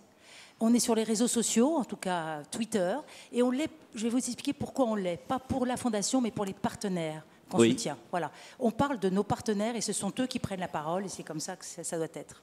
Voilà. Merci. D'autres questions? Qui a la main? Alors vous avez la main levée, les étudiants, vous pouvez. J'ai une main tout au bout là-haut, vous pouvez passer le micro à madame, et une main levée ici. Voilà. Bonjour madame, je vous invite à vous lever. Bonjour madame, bonjour messieurs. Je suis Brigitte Rezer-Erlin et d'abord je voulais vous remercier de tous ces témoignages riches et ces actions fortes en tant que fondation. Je m'étonnais néanmoins de retrouver un peu l'organisation des sociétés en silo, c'est-à-dire que chacun a son territoire d'expression, ses actions, mais en vous écoutant et en regardant le monde extérieur, on s'aperçoit que les causes peuvent être les mêmes entre différentes sociétés, différentes fondations. Donc ma question est-ce que vous avez des actions transversales dans un monde qui se veut de plus en plus horizontal aujourd'hui et transverse entre différentes fondations vers des causes communes où chacun apporterait sa brique et sa force pour être ensemble plus fort. Par exemple, dans le domaine de l'éducation, pour citer qu'un exemple. J'ai entendu déjà la réponse tout à l'heure, mais je vais demander aux personnes de la refaire, en effet. Alors moi, je vais vous donner un exemple dans la mobilité. En fait, il y a maintenant 3 ans, nous avons réalisé un appel à projet commun à 3 fondations. Je crois que c'était la première fois que ça se faisait. Il y avait la Fondation Vinci pour la Cité, qui fait partie du même groupe que nous, mais qui, elle, est sur des sujets d'insertion. Il y avait la fondation PSA Peugeot Citroën qui travaille sur l'insertion et la mobilité, et donc la fondation Vinci Autoroute qui travaille plus sur la sécurité routière, mais qui s'est intégrée dans cette démarche parce que la sécurité routière, c'est aussi un apprentissage de la citoyenneté. Et ensemble, nous avons mené un appel à projet, et ça a été effectivement très très intéressant, cette transversalité très efficace, et on a pu financer de très beaux projets sur l'ensemble du territoire français. Marianne ? Alors vous avez raison, cette co-construction nécessaire, ces alliances, elles se développent de plus en plus. La Fondation SNCF, elle a peut-être 2 exemples très très rapides. On a co-créé avec les fondations Rothschild, fondation familiale, à 2, Fondation SNCF, Fondation Rothschild, programme qui s'appelle Premier Acte, pour permettre à des jeunes issus de la diversité, terme consacré, qui ont un talent de comédien, l'envie de devenir comédien, eh bien, de leur offrir une année de prépa en quelque sorte, pour pouvoir préparer les concours. Voilà. Donc on a financé, voilà, on finance depuis 4 ans, et ces jeunes d'ailleurs rentrent dans les écoles, sont déjà pour certains comédiens. Et tout à l'heure je parlais de l'Alliance pour l'éducation. La cause, c'est l'éducation, c'est de prévenir le décrochage scolaire. C'est quand même 10 entreprises qui se sont mises ensemble. 10 entreprises, vous voyez, vous ne les connaissez pas parce qu'on s'est effacé devant la cause. Ça s'appelle l'Alliance pour l'éducation. Ne signe pas. Oui. Voilà. Donc les alliances, ça existe. Il n'y en a peut-être pas suffisamment, mais petit à petit, on s'y met. Et Marie-Aimée, c'est aussi le travail d'une fondation, c'est aussi justement de rassembler les ONG et les associations pour qu'elles travaillent ensemble. C'est surtout que nous, la fondation d'entreprise BIC, elle n'agit que par l'intermédiaire d'ONG, d'associations, lesquelles ONG sont également soutenues par d'autres fondations. Donc c'est ce travail des uns et des autres, ces apports des uns et des autres qui permettent la réalisation par l'ONG de ces objectifs. Voilà, donc on travaille main à main avec d'autres fondations d'entreprises, mais pas dans le cadre d'un véritable partenariat, mais c'est quelque chose que nous n'excluons pas du tout. Merci. Bonjour, vous avez le micro, je vous invite à vous présenter. Déborah Pal. Pardon. Ça fonctionne. Donc je suis responsable communication développement d'Enactus, merci de nous avoir cités. Moi, ma question vous concernait tous. Vous avez parlé, Marianne Echette, de temps long dans une fondation qui n'est pas le même temps que l'entreprise. Et que pouvez-vous dire sur la prospective? Est-ce que la Fondation a un rôle de prospective sur vos sujets? Parce qu'on a l'impression que vous intervenez pour colmater des problèmes présents, mais est-ce que vous anticipez aussi des problèmes futurs? Est-ce que vous avez un rôle un peu d'alerte? Et quel est votre rôle par rapport à l'entreprise? Oui, bien entendu, sur nos... on en parlait tout à l'heure, on s'appuie sur des référents. Voilà, quand on arrive dans un domaine, l'éducation, la culture, les solidarités, bien entendu, on va voir les sachants pour comprendre les enjeux. Catherine Luquet, qui est dans la salle, s'occupe de l'éducation chez nous et elle rencontre en permanence des experts, des scientifiques et petit à petit, ce domaine éducation évolue. Au début, on était sur les savoirs de base, lire, écrire, compter. Donc on soutient des associations, on passe aussi bien sûr toujours par des associations, parfois non, mais surtout. Et donc on allait sur le soutien, j'allais dire, un peu basique, si je puis me permettre. Et petit à petit, on s'est rendu compte qu'il fallait aussi éveiller les enfants à avoir une certaine curiosité, développer le goût du doute. Et donc, parce qu'en rencontrant des experts, on nous a expliqué que, par exemple, quand on va sur Internet, il faut que l'enfant ait la possibilité de ne pas s'y perdre. Donc, on a ouvert une nouvelle thématique sur la sensibilisation aux techniques, par exemple, vous voyez. Et sur l'engagement, par exemple, on va aussi plus loin. Maintenant qu'on a vraiment développé ce mécénat de compétences, André Maître est dans la salle, c'est elle qui est aux manettes de ce dispositif, on s'est dit, au fond, l'engagement, c'est la clé de tout. Il faut commencer dès le plus jeune âge. Alors donc on sort du cadre du mécénat de compétences et des salariés et on va soutenir ici, pas encore l'école de la philanthropie, mais la NACEJ qui fait des conseils de quartier où les jeunes de 7 à 12 ans, puis Citizen Corp qui donne envie aux adolescents de s'engager, puis le service civique, puis l'Institut de l'engagement. Vous voyez, on essaie de montrer que la valeur de l'engagement, bon, elle est présente et il faut qu'on la défende dès le plus jeune âge. Rémi Boyer, et je prends ensuite la dernière question dans la salle. Vous avez complètement raison. Notre fondation, elle est d'abord prospectiviste, si je puis dire. D'ailleurs, il y a Philippe Cahen, qui est dans le conseil scientifique, qui est un prospectiviste. On est devant. Vous comprenez, encore une fois, c'est différencier l'acte de gestion au quotidien de nos maisons pour faire le mieux qu'on peut, et puis il y a préparer la suite.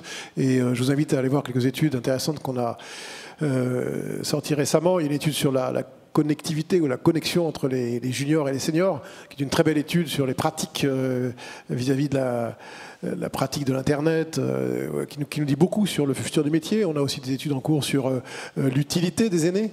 C'est quoi être utile quand on a dépassé 65 ans, 70 ans, sachant qu'aujourd'hui, il y a déjà 17 millions de Français qui ont plus de 65 ans, et que ça ne va pas s'arranger, si je puis dire. Voilà, des études aussi sur le fond, vous voyez, sur c'est quoi la pratique médicale, le poids du digital, de la domotique, de la robotique. Voilà, notre fondation va être sur ces sujets-là, à la fois en aller-retour, si je puis dire, entre les pratiques au quotidien et puis ce qui va arriver demain dans le métier. Merci beaucoup. Dernière question. Dans la salle, qui a le micro? Madame, vous avez la main levée. On attend votre crampe, en fait, pour vous apporter le micro. C'est à vous. Bonjour. Bonjour. Je m'appelle Isabelle Alors, de Bézère. est-ce que vous pouvez vous lever, s'il vous plaît, qu'on puisse tous vous découvrir et poser le micro sur le menton, s'il vous plaît. Voilà.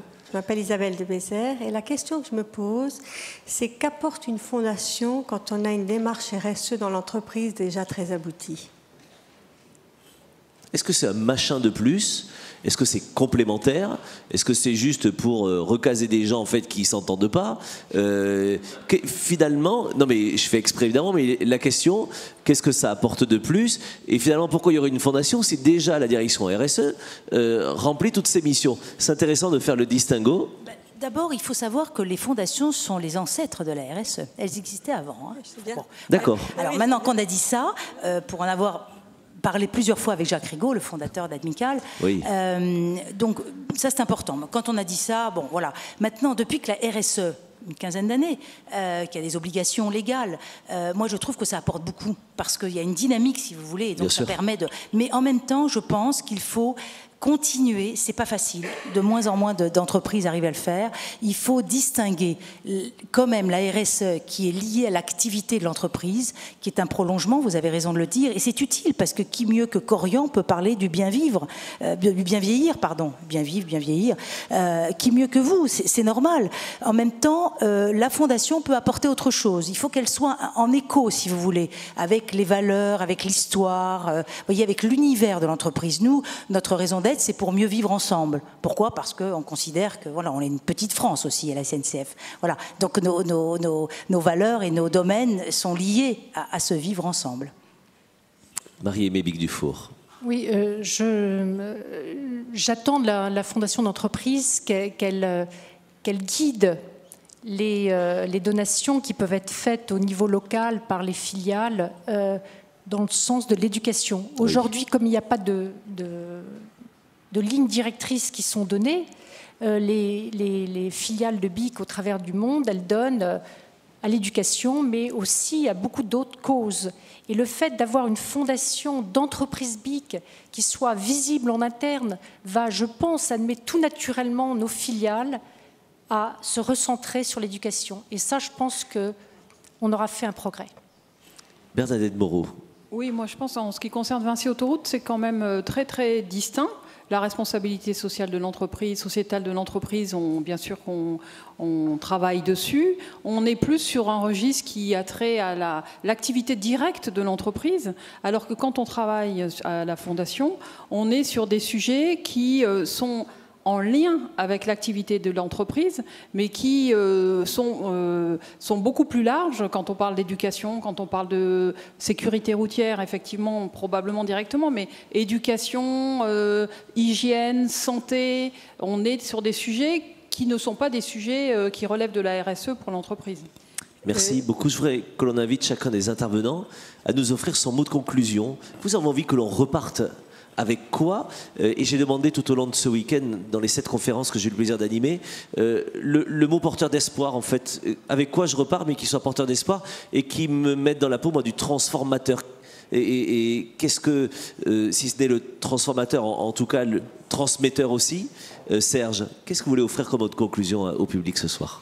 Peut-être pour être très court, plusieurs fois on s'est dit, la société bouge. On a une vision comme quoi ça va mal, chacun est enfermé, ainsi de suite. Et ce qu'on voit, les fondations en sont un exemple. Il y a plein d'autres exemples. Ce qu'on voit, c'est qu'on est dans une société qui est beaucoup plus mobile, beaucoup plus active, beaucoup plus en ébullition, parfois aussi en bouleversement, alors parfois en régression aussi, mais que cette société-là, il faut lui donner sa chance. Et donc, c'est comment on valorise tout ça. Et les fondations font partie des acteurs qui permettent de donner leur chance à des gens qui font bouger la société. Merci beaucoup, Serge Guérin. Bernadette Moreau, votre mot de conclusion. Moi, ce que j'ai trouvé intéressant, je le savais déjà, mais je trouve que ce panel était représentatif de ça, c'est la diversité des actions des fondations, la multiplicité des acteurs qui tournent autour de ces fondations et qui vont bien au-delà de ce que font les entreprises traditionnellement, qui sont des leviers d'action extraordinaires, et ça, c'est vraiment très intéressant. Merci beaucoup. Marie-Aimée Bic-Dufour. Moi, je voudrais... la fondation d'entreprise BIC est une fondation récente. Nous sommes partis, j'allais dire, de zéro. Nous avons donc une démarche humble, mais à la fois extrêmement ambitieuse. Et je voudrais, avec l'aide de tout le monde, trouver les effets de levier les plus importants pour faire de cette fondation un succès. Merci beaucoup de cet appel. Rémi Boyer. Je voudrais faire un lien avec la table ronde précédente à laquelle j'ai assisté et j'entendais Aldo Naouri, le pédiatre, dire que finalement les jeunes avaient une sorte de dette vis-à-vis de leurs aînés. Ce qui est une façon quand même presque inversée de voir les choses, mais qui m'a fait réfléchir. Et je me dis que dans nos métiers où on va gérer de plus en plus de personnes âgées, de plus en plus vieillissant, de plus en plus vieux, ce lien intergénérationnel entre les jeunes et les aînés est au cœur de la transmission. Et voilà, c'est un très beau métier que Corian porte. Et merci de le faire. Marianne, votre mot de conclusion. Moi, j'ai juste envie de dire que si on a envie de changer un peu le monde, il faut oser s'engager. Merci beaucoup. Ils étaient vos invités, vous pouvez les applaudir. Merci mesdames, merci messieurs. Merci beaucoup. Permettez-moi, parce que c'est la dernière de la journée, que l'on puisse ensemble aussi remercier les équipes de CHK, l'organisation, les étudiants, les bénévoles, les équipes techniques aussi au son, à la lumière, à la vidéo. Et merci aussi pour le plaisir que j'ai eu de vous accompagner ce soir et tout le week-end. Merci à tous, vraiment. Merci aux étudiants pour tout ce travail également. Et donc, je peux le dire, rentrez chez vous, s'il vous plaît. Bonne soirée, messieurs, dames. Merci.